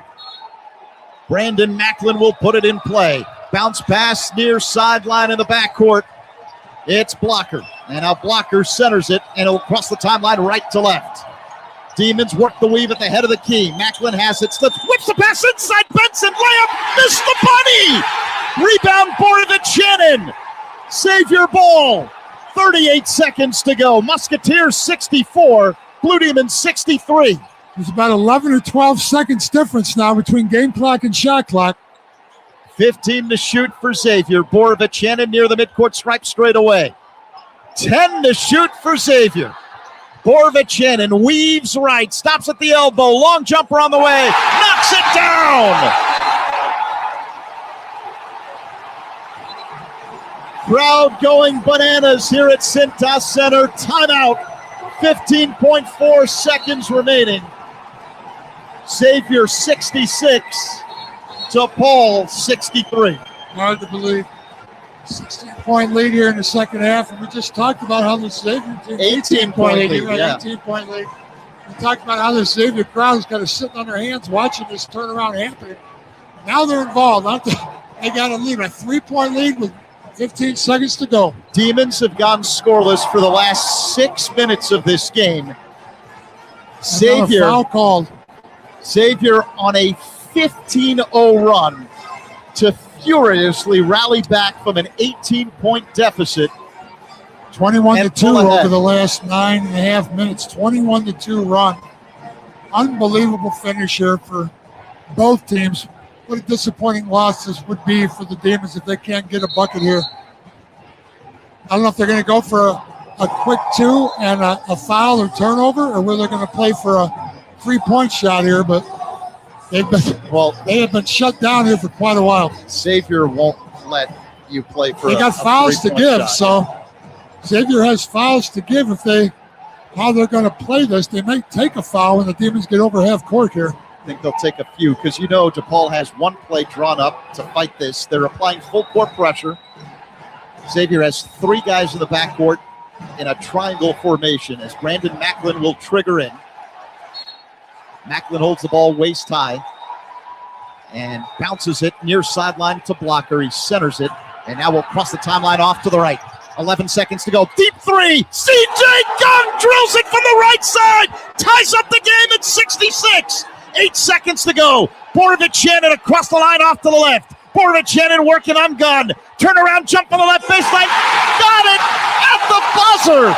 And the Demons lose a heartbreaker on the road again. Xavier knocks off DePaul 68-66. You go ahead, Zach. I'm speechless. This is just a very, very hard loss to take. Hard for us to take. I can't imagine right now what these players and coaching staff feel. They had this game won an 18-point second-half lead, their first victory in Big East play on the road. They've already beaten the Xavier team. Xavier team scores 84 points a game. They had shut them down for the whole game, and it ends on a 17-3 run over the last 6 minutes. And Xavier just couldn't get anything going. They still, I don't know when the last time a Big East game has been played when one team only shot one free throw. 0 for 1 for the game. Brandon Macklin on that 3-point opportunity missed his only free throw attempt. That's it for the Demons. They didn't get a chance to get to the free throw line. Xavier 16 out of 19. They end up shooting 46% for the game. They shot 54% in the second half there as they got things going. Most importantly, 13 out of 14 from the free throw line. And again, Demons shut down. No free throws made in the whole game. No free throws shot in the second half. And ultimately, that along with the turnovers and taking care of the ball down the stretch, that returned the ball over, did a nice job getting back defensively, not allowing breakout runs, but by the time we're not able to get in position, picked up a couple fouls, sent them to the line. They were, to their credit, able to convert most of those free throws and use those opportunities to continue to cut into the lead, and then unbelievably able to get over the top. Obviously, with an 18-point second-half lead, you just got to finish out that game without making mistakes. It's never over till it's over, but what a disappointing loss for this Blue Demon teams as they're going to go back home now and play St. John's at home. They've got a stretch here with Georgetown lost on the road, Xavier lost on the road, two teams that we beat at home. We've already lost to Georgetown on the road at their place. They'll come to ours, and then Providence. So we're in the middle of the stretch. I don't know if there's a hard or an easy stretch in the Big East. None of these games are easy, but what a game to let get away from us here today. As gutting of a regular season loss as the Blue Demons have had in a long time, as Xavier rallies from 18 down in the second half and beats DePaul at the buzzer on a fall-away baseline jump on the left side by Philip Borovichanin moments after C.J. Gunn drained a three to tie up the ball game in the closing seconds. Xavier finishes the game on a 17-3 run. Demons remain winless in conference action on the road, falling to 0-6 away from home. Now 12-10 on the season overall, 4-7 in Big East play. Xavier 68, DePaul 66. I'm still going to say this is the most unenthusiastic home crowd that I've seen in the Big East. They're just filing out. There's no big celebration about comeback win like that. And everybody's just going back home and enjoying the rest of their day on Saturday. But disappointing loss for the Demons. We hope you enjoyed today's broadcast of DePaul basketball and would like to thank our corporate partners, Rush Physical Therapy, official physical therapy partner of DePaul Athletics, and Wintrust, Chicago's bank. This broadcast has been authorized under rights granted by DePaul University. The accounts and descriptions of this broadcast may not be retransmitted in any form without the express written consent to the DePaul Athletic Department.